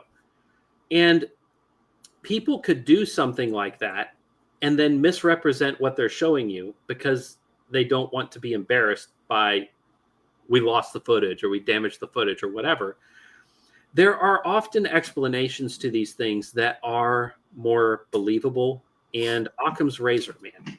The simplest explanation is almost always the right one. All right. Well, we did have another subject for this show, and we did steamroll through this. So let's see. We want to. Did we? It's been an hour and 40 minutes. Did we steamroll through this? Well, we didn't leave much time for the second subject, but it's worth our time, and it's also in the description, so we do have to at least touch on it. Okay. Let's hit a few more comments, and then we'll move over to it. So we got the Jaded Geek. He says the best Christian alien movie is Signs. I'm okay with that. It's a good movie. Honestly, I have not watched, I think, any alien movies. Or I did watch that one with the weird green guys that come down and kill everybody. Mars Attacks? Yeah, Mars Attacks. Yeah, I love Mars Attacks. Watched Mars Attacks. And I love that movie. what happened was we were out somewhere and we were waiting. And you know how it is when you're in the military, you're just always waiting. And I was a kid at the time. So we were hanging out at Athie's and they had the TVs up and Mars Attacks was playing. And we just watched the whole thing. And it was hilarious. From start to finish. Great my movie, mom was man. not there. If she had been there, she would not have let us watch No. that. But my dad was the one watching us that time, and he was like, "Yeah, sure, go watch that." And that was a funny movie. Ash, gotta run, but I'll catch up on the debunking later. Thanks for the stream, brothers. Thanks, Ashley, for coming along. Been a joy having you. That's my debunk face, by the way. Debunk. I'm gonna debunk. Yeah. All right, Chris Hookins. Yeah. Oh, that was pretty good. That was actually pretty good.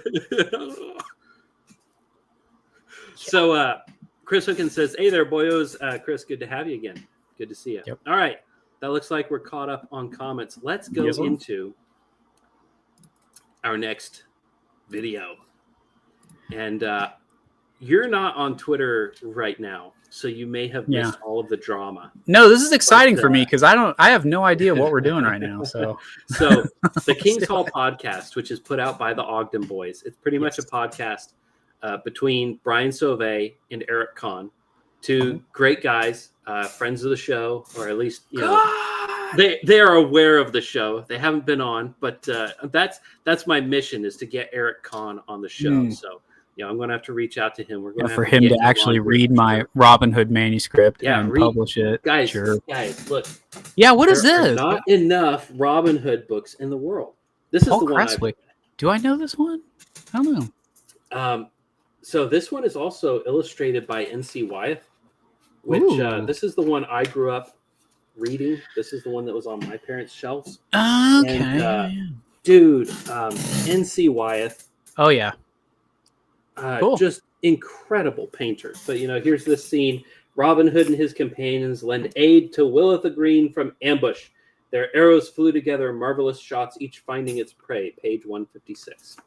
So, my daughter ended up borrowing this from my mom because it's the book that I read.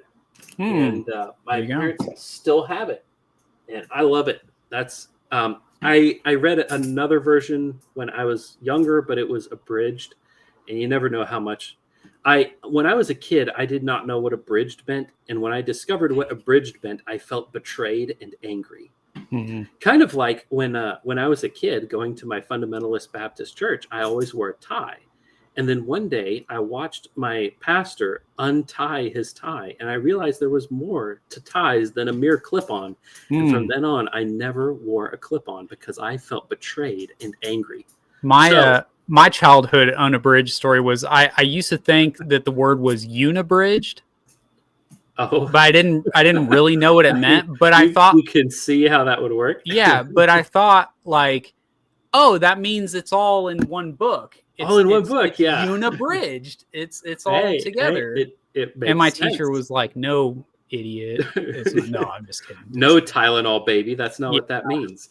Yeah, exactly.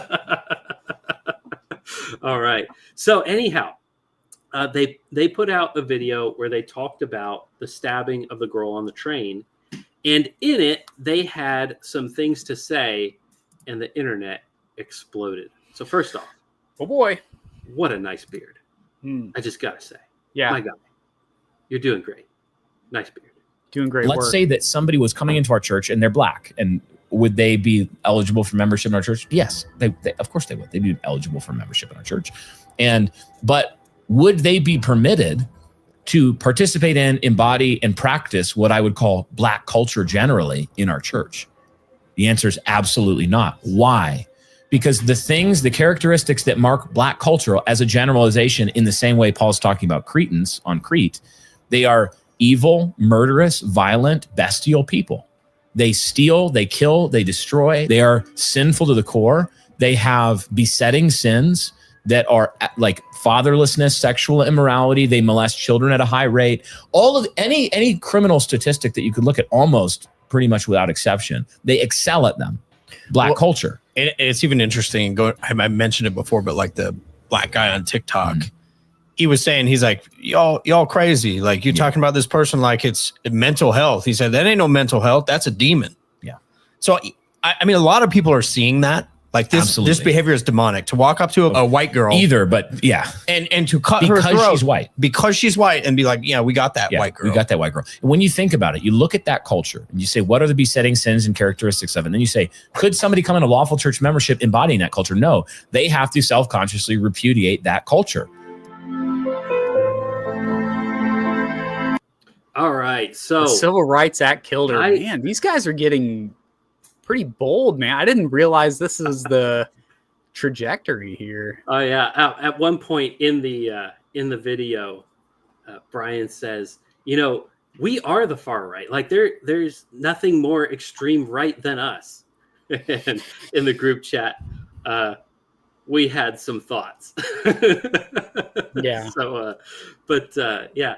There are people to your right, Brian, but not far to your right. You're doing good. Man. Yeah. You're doing good. You know what you have to say live on air in order to wear that crown. In order to continue. Yeah. Right. That cardboard crown is not easily attained. Right. My favorite response was just somebody posting that clip of Brian saying, we out here at Ogden, we are as extreme right as it gets, really. And then just a shot of Sam Hyde going, yeah. You say what?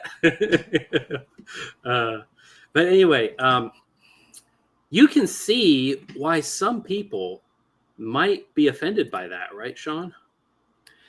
Yeah, I mean,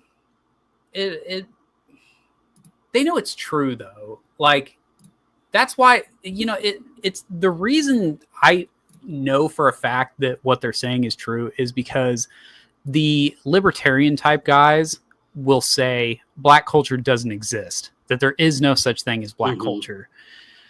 And they say that because if there was to be such a thing, well, I mean, the statistics show some things. Like, there's things that you could prove, with statistics and say, oh, generally this does happen. Mm-hmm. Yeah. Well, some people though weren't happy. Mm-hmm. And one of those people was this lovely lady named Owen Strawn. Oh boy. who was quite upset about this statement. Hey guys, you can't say that. Yeah, this is what he had to say. He says, "This is really troubling. White culture is depraved just like Black culture. Truth is not connected to skin color. Truth is derived from God alone. We don't need our churches to have a lot more white culture. We need them to have biblical culture. Racialism is poison." Were you trying to show that? Oh yeah. Let me drop that. There in it quick. is. But let's scroll to the top so you can see his lovely words. This is really troubling. Really troubling. First off, anytime a man starts a statement with "this is really troubling," that's a little bit questionable. But you can see. What is this? What is this he's saying with the 1917 thing? What's going on here? This is Eric says in 2022, Owen was a friend, very supportive of the content. Then he got a new job, and now he's an outspoken enemy. Go figure. Dang. And 1917 with Owen Strawn, Hard Men podcast. So he went on Eric Kahn's podcast, and here's one of my favorite pictures of Owen. He's not a very tall guy, but he does have big feet. So very, very large feet. I remember when this first came on the internet, some guy was like, for every like, I'll make his shoes bigger. And they just got huge across the screen. And then eventually it got to the point where he couldn't make the shoes any bigger. So he did it again. He said, for every like and share, I'll make Owen smaller. And then he did that. That was a riot. But let's see. Give that a like real quick. But, through the comments, you've got people really dragging him, posting videos, posting statistics. Here's one. Look at this fella. Yeah, we got dots in here. Nobody cares. White culture is depraved just like black culture. Someone's super dumb. And he's just posting a picture of what at a glance is obviously a white neighborhood and what is obviously a black neighborhood. And they're not the same. Your front porch posts are missing. What's crazy too is you can look at the picture on the right and you can tell that it used to be a white neighborhood. Yeah. In fact, I would say that originally that house on the right was probably a better laid out as far as like architecture wise house than the one on the left. Only because I like the way that older houses were built. But yeah, I mean, that was probably that's probably Detroit. Some good houses. I mean, I watch these things get built, and you can see the ones that are made well and the ones that are made badly. Pre-made trusses versus actually making the trusses yourself. They're not using cardboard siding. Literally, these houses going up in these neighborhoods are being held together with cardboard, structural cardboard siding. So, it's not good. Drywall already. We've had this conversation because I'm adding a room to my house. For those that don't know, we are expecting a baby in March, a baby boy. So we're adding a room, and I keep telling you, dude, it feels like there needs to be at least like 5 steps left, because once you put up, you put up the 2x4s and the drywall, and you're just like, that's all the wall is? Like, I feel like there should be more. So I'm not a fan of, I like German construction where it's just like a brick wall with plaster on it. It's trying to punch this more wall. stable. But anyway, after some of the backlash, here is a response video from Brian. And he says, a thought experiment for those I have offended. Many were offended by a recent clip from the King's Hall podcast where I generalized from the massively disproportional rates of murder, rape, fraud, assault, etc. in the American black populace to say that black culture has a violence and murder problem. For example, Owen Strachan has issued several statements about how troubled he is by my recent statements, building elaborate and hysterical straw men to set aflame for all to see. Others have responded with such pithy statements as, Charlie Kirk wasn't enough, clearly wishing for my death. If that's you, if you were offended by my recent post, let me give you a thought experiment to consider. Imagine a church in the U.S. with 100 men in membership. And of those 100 men, 65 of them were hood-wearing KKK members. They love to go out on the weekends and burn down black people's homes, shout racial slurs, and do some lynching. Now, imagine someone stood up and said, that church has a racially motivated violence problem. They should probably repent. Would you say that the man who issued a rebuke like that was an unregenerate heretic? A fool yelling rash nonsense? Would you bring up the 35 men in the church who weren't in the KKK and object to the generalization? Of course you wouldn't. But something like 65 black households out of 100 in America today are single-parent households. Why is that? Well, as Charlie Kirk put it recently, it's because the black women have divorced the black men and married the government instead. It's because Black culture and its music and media glorifies sexual promiscuity.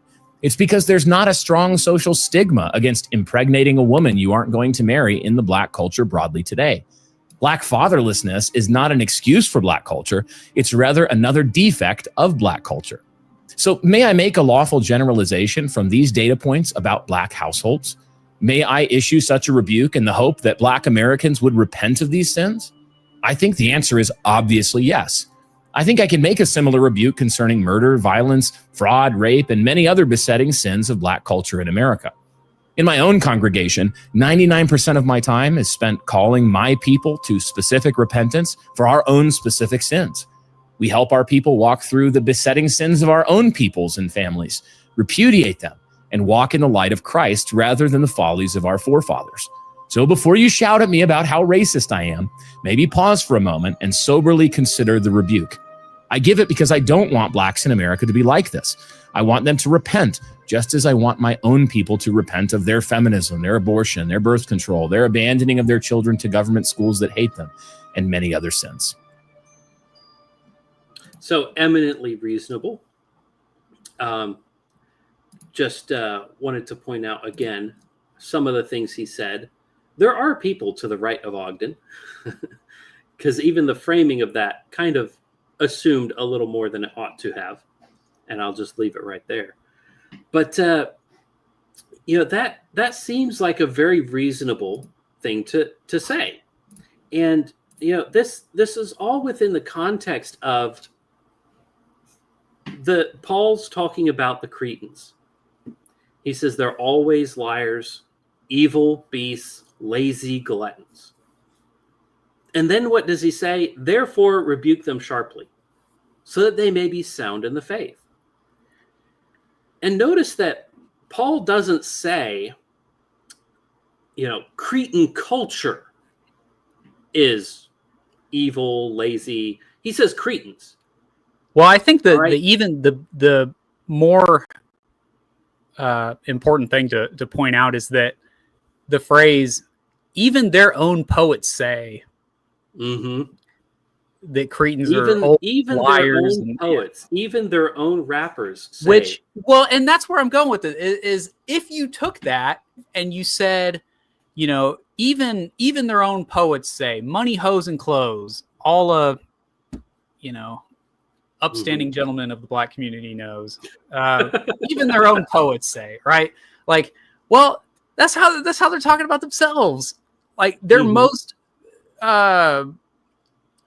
popular or successful guys are essentially just saying these same things. They're people who like violence, they like drugs, they like alcohol, they like philandering. They enjoy these things and they see them as a representation of themselves. And when a Black guy starts behaving in a way that is not in accord with these things, when he goes to school, when he becomes a doctor, when he stops talking like a monkey and starts speaking English properly, what do? They call him an Oreo. You're Black on the outside, but you're white on the inside. You're a coon. You're this, you're that. They have all these insults for someone who has betrayed the Black culture. He's gone back to the plantation. He's trying to act like a white guy. So they see this in these categories. The Black community, Blacks in America, behave this way in general, and they recognize of themselves that they behave this way. And what is Paul's, what is Paul's command for this? What is his exhortation? He says, therefore, rebuke them sharply, so that they may be sound in the faith. And then he gives him in that same letter a criteria for eldership. So obviously not all Cretans are like this, because some Cretans will be candidates for eldership, and here are their qualifications, which means there are some of them who qualify. Not in my church, they won't. Just like in the Black community, they are murderers, rapists, drug addicts, alcoholics, philanderers, evil, lazy people. Therefore, rebuke them sharply and establish Black churches with elders who are qualified. That is a thing, and that is what we should be doing. And that is historically what we have been doing, although not very successfully. But the fact is, you can make a generalization about a group of people and it be true and it not be at all flattering. That doesn't mean every single person in that culture is like that, but it does mean that you're going to have to deal with the fact that they are like that. And here is a very interesting situation. Joel Webbin retweets the video that we just watched, where he does this, shoe on the other foot kind of argumentation. He just gives it, Joel gives it this little bit of a blurb. He says, fantastic short video about Black culture and Black sins. And what do we have in the comments? Doug Wilson shows up. No. And Doug Wilson, being the boomer he is, says, Brian, this is better than the original clip, but something is still wildly off. First off, this is not Brian's clip. This is Joel's clip, sharing Brian's clip. But you grabbed the wrong person, and then you didn't tag him. So he literally has no clue this happened. But we will forgive him for that. Well, boomers are boomers, and you gotta give them a little grace when they try to use technology. But he says, do you insist that whites repent of white culture or sins which whites are prone, like the Cretans? And Joel responds, he literally finished this by talking about sins which are common to whites. But I'll ask you a question: are white culture and Black culture equally sinful? And hems and haws, statistics, what are you saying is culture, this, that, and the other. And people rightly point out he's moving the goalposts. Father Robinson, who is a half-Black English pastor who has moved to the United States because of his political persecution and has also been persecuted here by his own denomination, has a lot of nice things to say. But all of this just points out, and I didn't grab it particularly because of time and things, because there are some other things I want to emphasize. But Doug Wilson has said similar, if not exactly the same things in the past. And now he is criticizing other people for saying those things, where he has talked about Black culture. And in these responses, people have pulled up, his things that he wrote, quoting him, where he talked about, here's somebody posting Stone Choir in the comments section. That's not exactly going to make Wilson happy. He's tagging Wilson, he's tagging Stone Choir, Mahler, and then Jeff Durbin as well. Oh boy. This is how you start a fight right here. But yeah, people rightly pointing out the statistics, people rightly quoting Wilson on things that he has said and saying, hey, here are these things. Here are your inconsistencies. Why are you getting offended at us saying the exact same thing that you have said in the past? Well, Brian Sauvé wrapped it up nicely, tied a bow, delivered it to people. Here's a quote that he puts. Ask yourself honestly, what defines Black culture today? Not Frederick Douglass, not George Washington Carver, not the dignity of family, church, and discipline that carried our grandparents through Jim Crow. No, the icons are rappers bragging about killing their rivals, degrading women, and poisoning their neighborhoods with drugs. Prison time is treated as authenticity, single motherhood as strength, academic achievement as betrayal. This isn't culture, it's a counterfeit identity forged in sin, and we've embraced it as though it is sacred. Virgil Walker. And what do you know? Virgil Walker is a Black pastor. A prophet of their own. And here is, Brian posting Virgil Walker's Substack, where he's talking about Blacks murdering each other. And, he's asking the question, is Virgil a huge racist too? I don't think so. And, these he's internalized it. Yeah, he's internalized the racism. It's honestly white people's fault he said that. Yeah. So all of this to say, there is such a thing as Black culture, African American culture, which in America, because our Blacks are Americans, we refer to it as Black culture. But it is African American culture. Fatherlessness, drug use, whoring around, sleeping with each other's wives, not getting married, leaving as soon as she gets pregnant, going to prison, not being in your kids' lives, molesting children. Huge rates in the Black community and underreported at those huge rates where they are.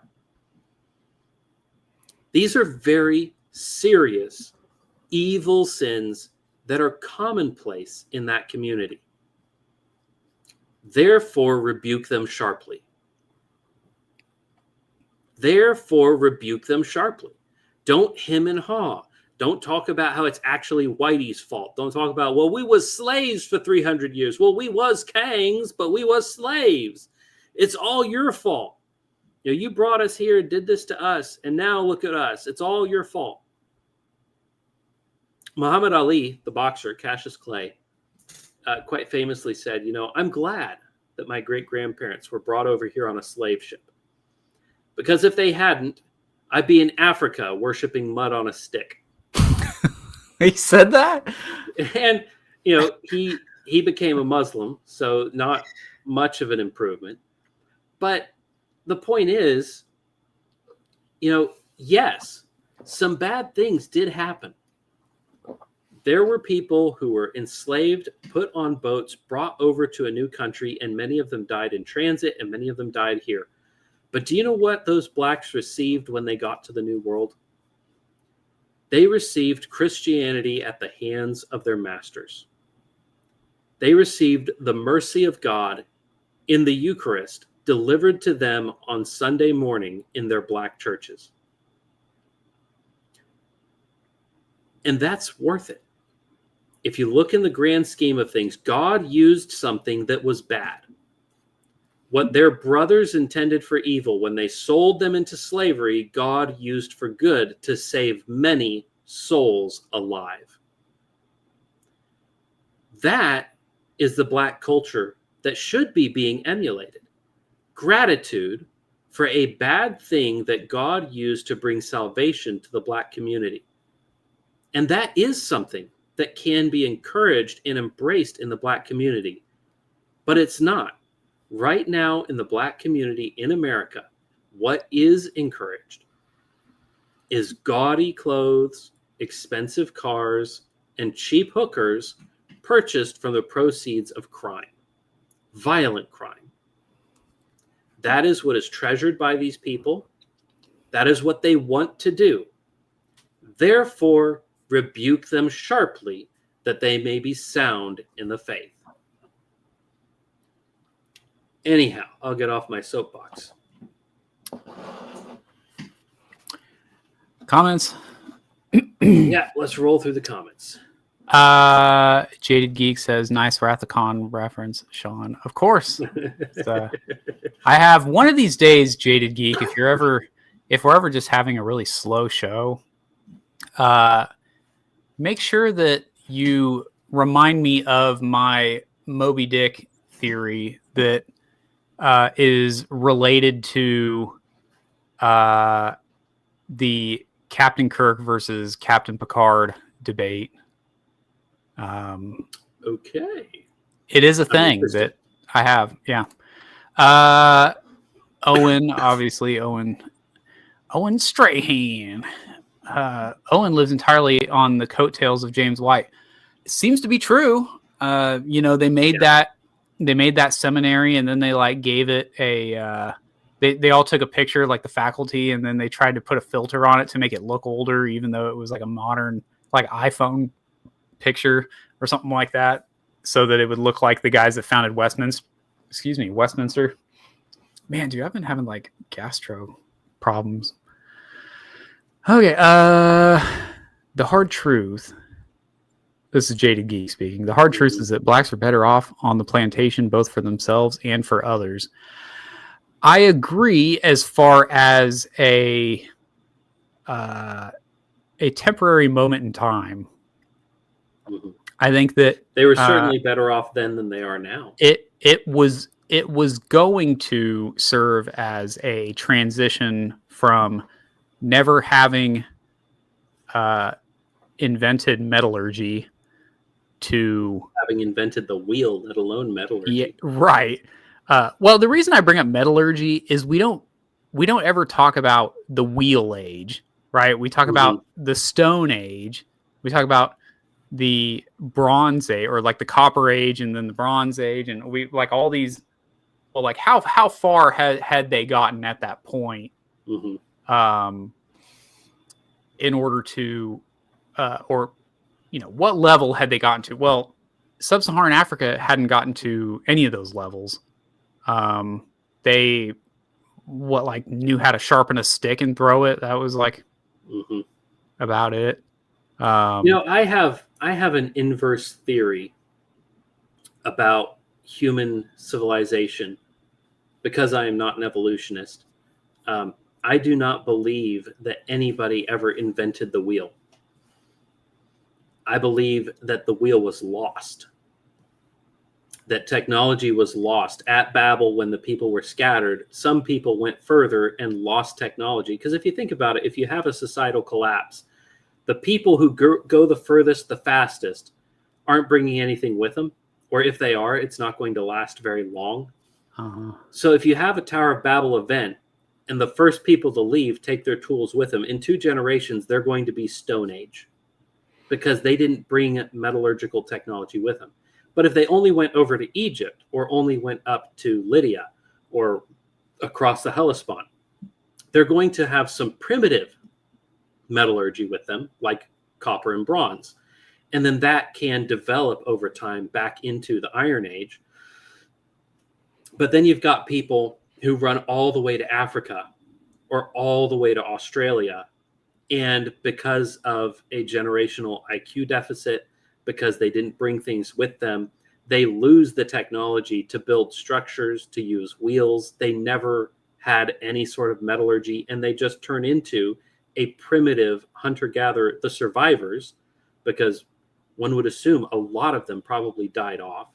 The survivors turn into a very primitive hunter-gatherer society.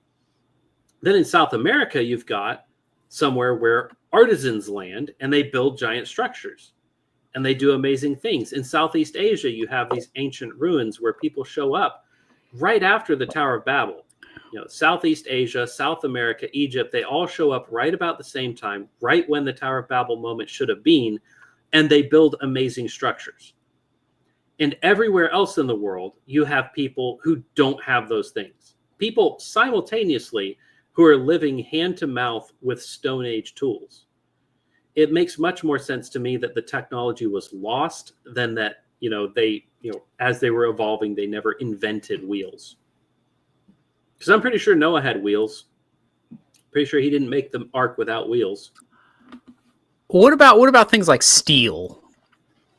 Yeah, I think that was a development because okay, but that's what we're talking about. We're talking about metallurgy. And so I actually agree with you that the metallurgy argument makes a lot more sense than the wheel argument.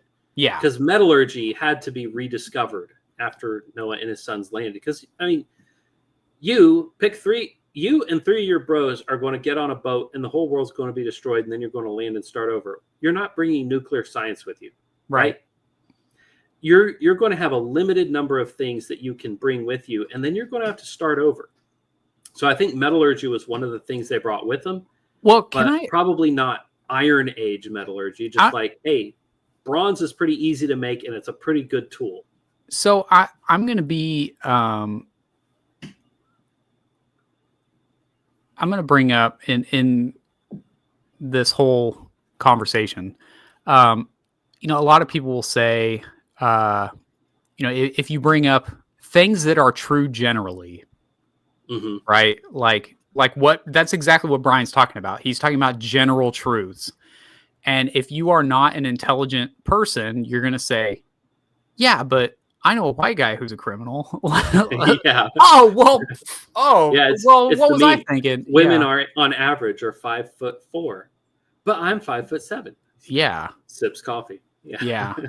So all that to say, like, when someone asks me, like, well, are you a doctor? Because what's his face that ran for president, split twins that were attached at the head and all this craziness. What was the guy I'm thinking of from John Hopkins? Oh my god.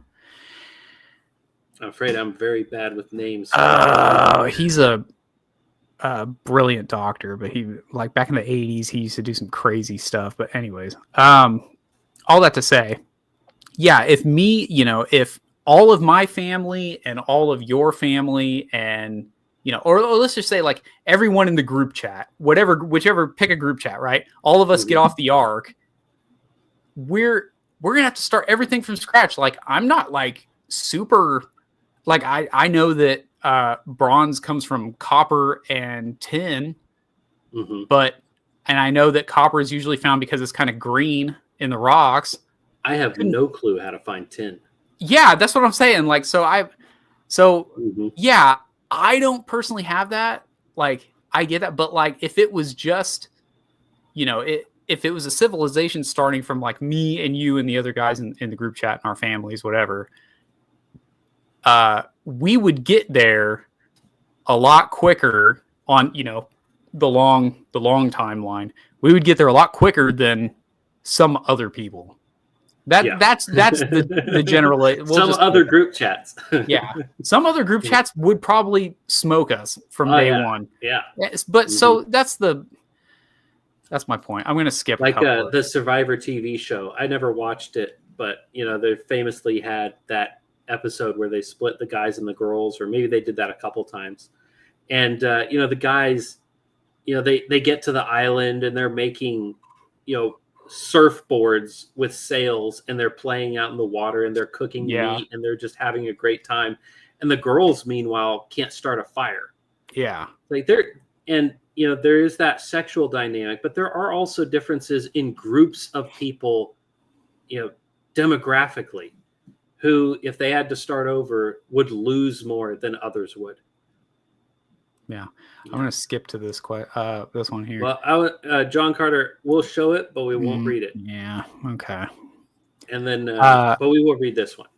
Yeah. He says, I yearn for the day when we stop trotting out or relying upon tokens to give credence to self-evident truths. What he's referring to here is Virgil Walker. We use him because it's safe to use him. Yeah. Because it's a black guy talking about black guys. But I will say this, for any liberals watching this, you do the exact same thing. When you trot out a white dude who says, "Oh, white guys are horrible," that's a token. Right. That's what you're doing. You're doing tokenism. Yeah, so although a lot of times these fellow whites who have all these bad things to say about white people, they're fellow whites, if you know what I mean. Yeah. They look white. They certainly look white. But if you look at their genetics and how they identify themselves, they don't see themselves as white, except for when it becomes necessary to criticize waspy, white Anglo-Saxon Protestant culture. Jada Geek says, I don't know why Dr. White tolerates Owen's Trinitarian heresy. Well, it's the friend-enemy distinction. Apparently, Dr. White says we can just throw out the Nicene Creed if it comes in opposition to the scriptures, as if there would be as if there's a conflict there. Like he said some things where I'm like, oh yeah, I could see why he puts up with a heresy like that when he's getting into the Trinitarian. But Dr. White wrote a book about the Trinity, which I highly recommend. The Forgotten Trinity. Yeah, it's pretty good. It's a good intro, a good summary. Yeah. And I have some friends who are more theologically deep than myself, and they've said, the book has some problems, but in general, it's an excellent book, and I do recommend it. But Owen does not hold to the things that White wrote in that book as being necessary. And the reason he puts up with it is because it's the friend-enemy distinction, all the way up and all the way down. Owen is a friend, therefore he can get away with this. And you see the same thing happening in Moscow right now with, what's his name? The other theonomy guy. And like I said, I'm very bad with names. But in Moscow? Yeah. Shoot. Come on. Going to aggravate me that I can't remember his name. But the guy is a full preterist. And by full preterist, I mean he does not believe in the return of Christ. Oh, yeah, I know. Gary something? DeMar. Gary DeMar. Right. There you go. Yeah. And the two Garys, one of them, as soon as the one Gary died, the other one went off into full-on heresy. Yeah. But, these, they're doing the same thing up in Moscow that James White's doing over there at his seminary, where they're like, Gary DeMar is a patent heretic. He is a full-blown heretic. He does not believe that Christ is returning to raise the dead and judge the living. To judge the living and the dead. He does not believe that that is going to happen. That is a heretic who is in danger of the flames of hell, and he is endangering you and yours with his teaching. And Moscow rolls out the red carpet for DeMar because he's the friend, and they have the friend-enemy distinction. All right. John Carr says, I am also a devolutionist. Well, that's great because you're a homeless guy living on Mars, so whatever is going on with that. I've never read that. So I don't know. JD Geek says, have you two seen the content on African time? I like how he capitalizes it. African time. It's a proper noun. Yeah. It serves as an interesting contributor to their incapacity to develop civilization. Yeah, it's a time preference thing. Yeah. There's also, it's not just time preference, though. And I know you know this, but for those who don't know, it's also, they don't have a concept of the future or the past. And we know this because you can look at their linguistics. We have to teach them that they take our words, and then like when they try to make a synonym for what a concept we have, a lot of the times they don't even get that all the way. Like it's really interesting if you look into the linguistics of pre-European sub-Saharan African languages. It's really interesting. Like they'll say like they know every single word in their language, and none of those words are future or past or whatevs. Let's see. They hadn't invented steel, but they had mastered steel. Oh, I get it, because steel is spelled differently the second time. That's actually pretty good. When I first saw you put that, I was like, what is this? One of those like nobody invented electricity type things? But okay, yeah. Sleepy Ben Carson. That is right. That is who I was thinking of. Was Ben right? Carson. Isn't he a brain surgeon or something? Yeah, he famously split twins. Yeah. Now, what's interesting? Here's an interesting conspiracy theory for you. The twins were from Germany. Right. So they came to America, or the mother brought them to America. Ben Carson did the surgery. He put them in a coma for like 24 hours or something crazy like that. And then he basically he got them to be separate, but no one has really seen them as adults. They've been hidden away. And so the theory is that he actually just made them retarded, essentially, because they were that was always the complication, was splitting the brain. Yeah. So that's anyways. Either way, the man revolutionized. You're not going to have any kind of a brain surgery without some complications. Right. So, that would be unfortunate, but it'd be better than being dead, which is the other complication from an invasive brain splitting surgery like that. Yeah. This I pulled up this image. Oh, This yeah, is yeah, an yeah. Explanation Yeah, go ahead. of Haggis has a hole in his roof. He never fixed it because on rainy days it is too wet to work, and on sunny days it doesn't need fixing. Well, there it is. And this is, what Jaded Geek is referring to, the content on African time. They don't have this concept of the future them in many of these African languages. And some people say, oh, well, they don't have a word for it, so they can't conceive of it. And this is, again, kind of like the evolution thing I was talking about earlier. I think it's the other way around. The reason their language doesn't have a word for it is because they can't conceive of it. Yeah. If we had something in America and we didn't have a word for it, what we'd do is we'd invent a word for it. And in Germany, if they had something and they didn't have a word for it, what they'd do is they'd take 20 words and just smash it all together and make a giant 50-syllable word for it, because they have the concept, so they create the word. These people don't have a concept of future them with future consequences. And that's why their language doesn't have it. It's not a result of the language. It's a result of the people who utilize the language. Yeah. Jada Geek says the incapacity to generalize is epidemic today. I don't think that's true. I know a guy who can generalize. I mean...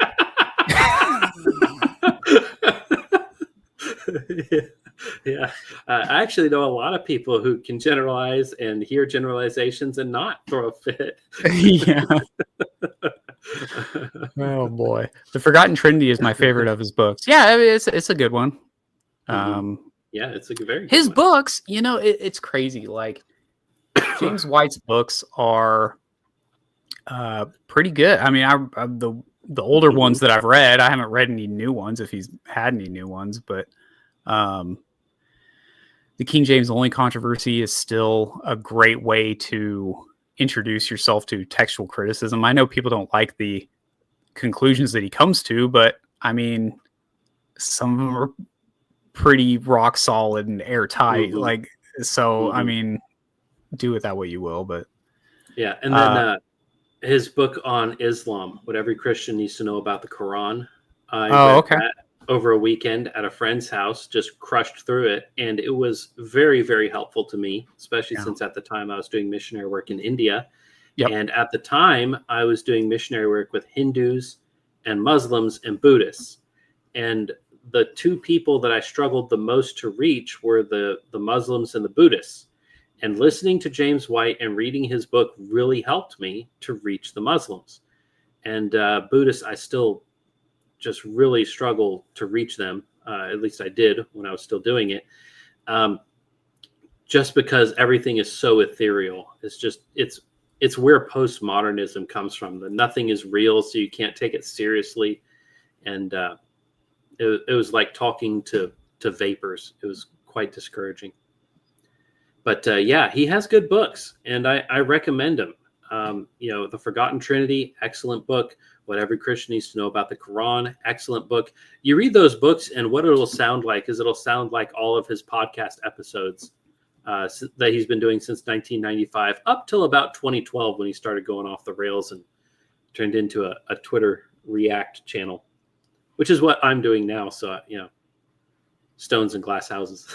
Yeah, which is funny because it's funny you mentioned that. I was thinking today, like an hour before we started, I was like, man, I have nothing to say on, I have no subjects to bring to the table because I'm not on Twitter anymore. Mm-hmm. And so I don't know what people are all upset about currently. Like I kind of hear it secondhand. It's a peaceful. Yeah, it is. I see it secondhand in group chats, but a lot of the time I'm just like, well, I'm not going to be the guy that's just like, what's the context? I don't know. I'm just like, well, I guess I just don't care. You know what I mean? Yeah. Like, cause I can't just ask over and over again. So I'm just like, well, all right. I'm just, whatever they said, I don't care. And so I'm so out of the loop on stuff now. Yeah. But you know what? All of these guys, Doug Wilson, James White, Owen Strahan, even Brian Suave and Eric Kahn, all those guys just disappear if you're not on Twitter. Like if you're just like not on, you'll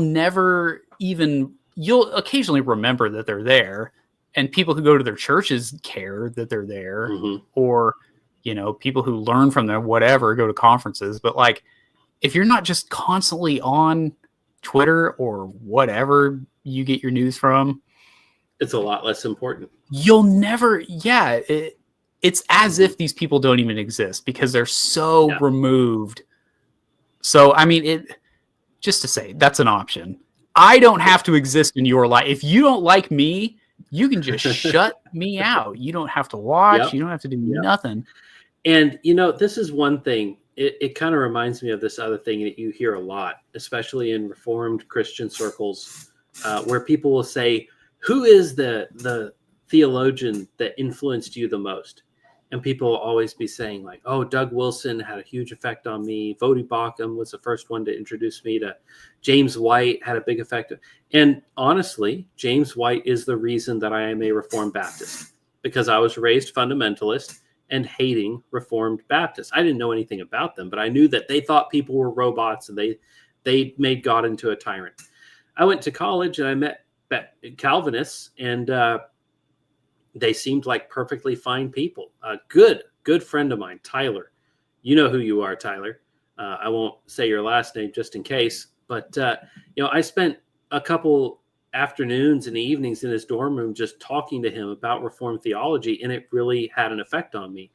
And from that, I went to James White. But the people in my life who have most affected my theology are my dad and two of my pastors that raised me in the churches that I went to as a kid, and then people that I knew in real life. And that's not to say that these people with internet platforms aren't doing good work. They are. And we have never been better armed with the arguments and the understanding that these people bring to us. But at the end of the day, your real life interactions actually matter more. Your children are your number one evangelism field. Your pastor should be your number one theological influence. And if things are not that way, then something is out of line. Your house, and then your town, your church, your city, and then your county, that is your mission field. And if you're not involved locally, you're not doing the work that God wants you to be doing, because you should have in real life friends, relations, and family that are more important to you than the evangelists that you're listening to in your earbuds while you're at work. That's not to say it's a bad thing. It's a good thing. These people are very helpful. But if you're not getting anything from your local pastor, something's wrong. Something is seriously wrong. Can I say? Yeah. I want to say. You also need to be in the Bible yourself. Yes. You need to be reading the Bible for yourself, because that is the biggest thing that my dad gave me. We read through the Bible every year, front to back, my entire childhood. And honestly, my dad did a much better job than I'm doing currently with my kids as far as that's concerned, about staying on top of it and reading the whole thing. And I got to college, a seminary, mind you, a seminary.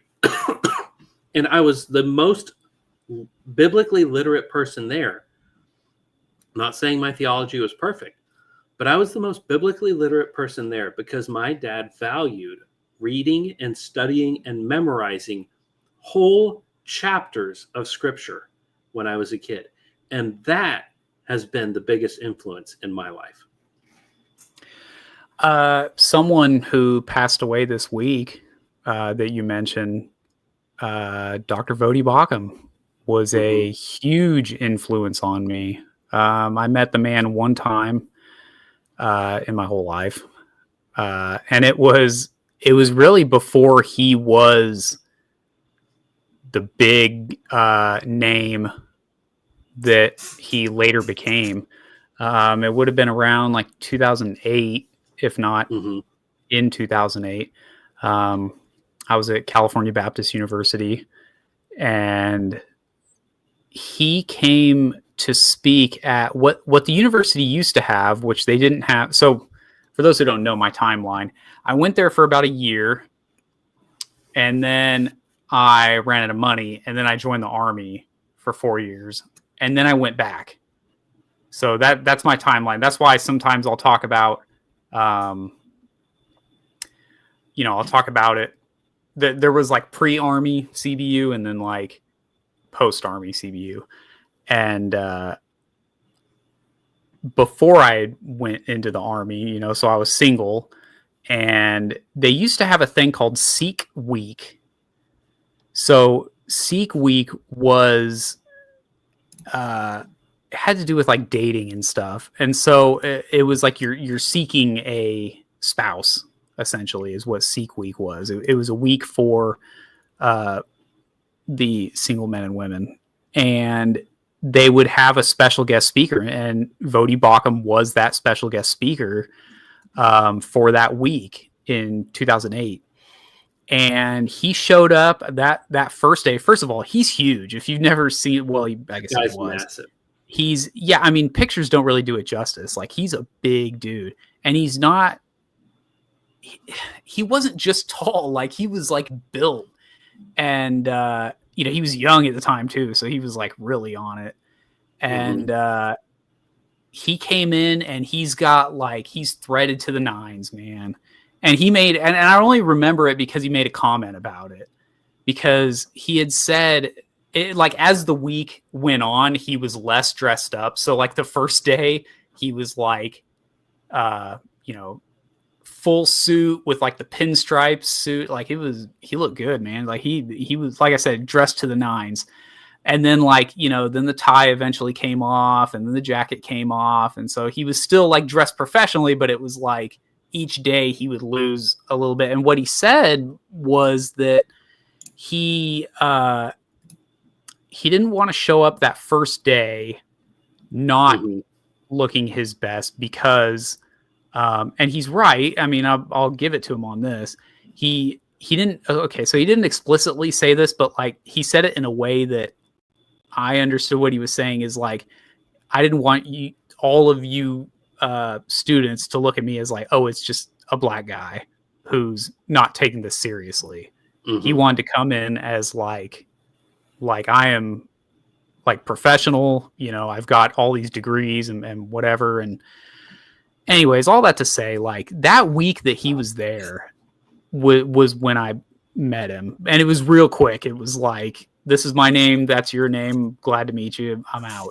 Like, that week had a huge impression on me. Like, most of the things that even today, when I think about what it means to be a man or a husband or a father, like, I mean, it was the first time I'd ever heard a lot of that. I didn't grow up in a Christian home. So to have a man come to your campus when you're like, I was 18 or 19, and just kind of give you that positive vision of what it looks like to be a man. I mean, it meant the world to me. And so just wanted to give a shout out to him. I couldn't believe it when I saw that he had died this week. It's pretty crazy. 58 or 56, something like that. He was not exactly an old man. And he was obviously fit. He was like a judo champion or something crazy like that. Like, he was... And a football player when he was younger. I mean, he was very, very strong, very big, very, very fit. I mean, he went back and forth being fat and being fit. But even at his worst, he was still a big, strong guy. I mean, he was never obese. I mean, he just had that fluctuation like guys have, where they get real serious about getting ripped, and then they kind of let it go a little bit. But I mean, he always looked like the picture of health. And there was some guy who was accusing him. I don't remember what pastor it was, but some pastor who was accusing him of misappropriating funds. And yes, it turned out it was for a heart surgery, and the heart condition that surgery was for is what killed him. And I bet the guy feels pretty bad about it now. I hope he does. I hope he feels really bad about it, because he was tearing down a good man for self-promotion. And it was a bad thing that he did. And, Joel Webben posted that picture of a lineup of 5 or 6 pastors. And it was like, the only one left was Paul Washer. And here's Paul Washer, who's been on death's door for years now, in and out of the hospital with health problems. And, there was MacArthur, and then there was Bauckham, both dead. 3 of these pastors disqualified. And then there was Paul Washer, just hammering away. A guy who doesn't have a podcast, a guy who just is a pastor. And, he'll go on other people's podcasts, but he's just a pastor.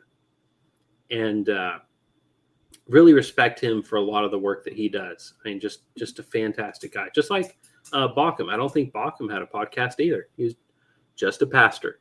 And he would show up to places and teach for a little bit, like he did for you. Mm-hmm. And that's where you make your biggest influence, is when you touch people, when you shake them by the hand and you look them in the eye. That's where you really affect people the most. And that's what we need to be seeking in our communities. I would also say that, and this was not, he was the first person I had ever heard talk about like baby maxing. Mm-hmm. I had never heard anyone ever talk like that. He was the first person I ever heard say, if you're not ready for children, you're not ready for marriage. Right. I was like, whoa, dude, like, what is this guy talking about? Like, at the time, it was just so over my head. I didn't understand everything he was saying, but he was very much ahead of his time. Or he was from a different, I don't know. Like, I don't know how to say something like that. Like, maybe he was behind his time and he hadn't caught, I don't know how to say it, but he when I went through my 1689 phase for years, I mean, that was, it was like Reformed Baptist, and then it was like 1689 Reformed Baptist. Like, Vody was the guy who would tell you, he was like, dude, this confession's all or nothing. You don't get to buffet line this confession and take it. So there's so many good things I could say about him. I mean, I tried that too with the Reformed theology. I tried to be, one petal of the tulip at a time, and it didn't work for like a year and a half. I just fought tooth and nail to not adopt each of the things, and they were consecutive. You just couldn't keep going. And it was really just, when you have something like that you really wrestle with and really struggle against, and then you're convinced of it at the other side, I feel like you end up being a lot stronger in it, which has certainly been my experience.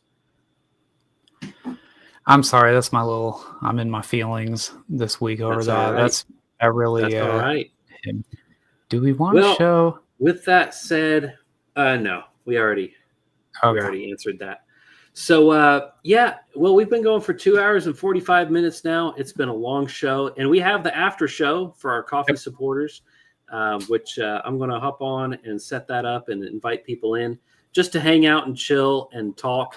And I will probably get schooled about ammunition in the after show. We shall see. But we're also going to do some conspiracy theory ranking. But if you want to be a participant in the after show,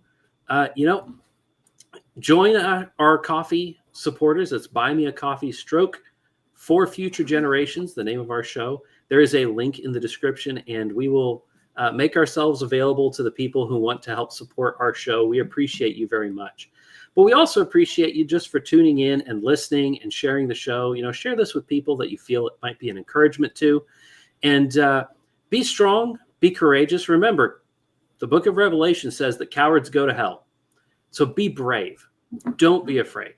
But get some good rest tonight, because tomorrow is a day that God has prepared for us to worship him in. And I will see you at the table. But we hope that you have a wonderful night, and farewell.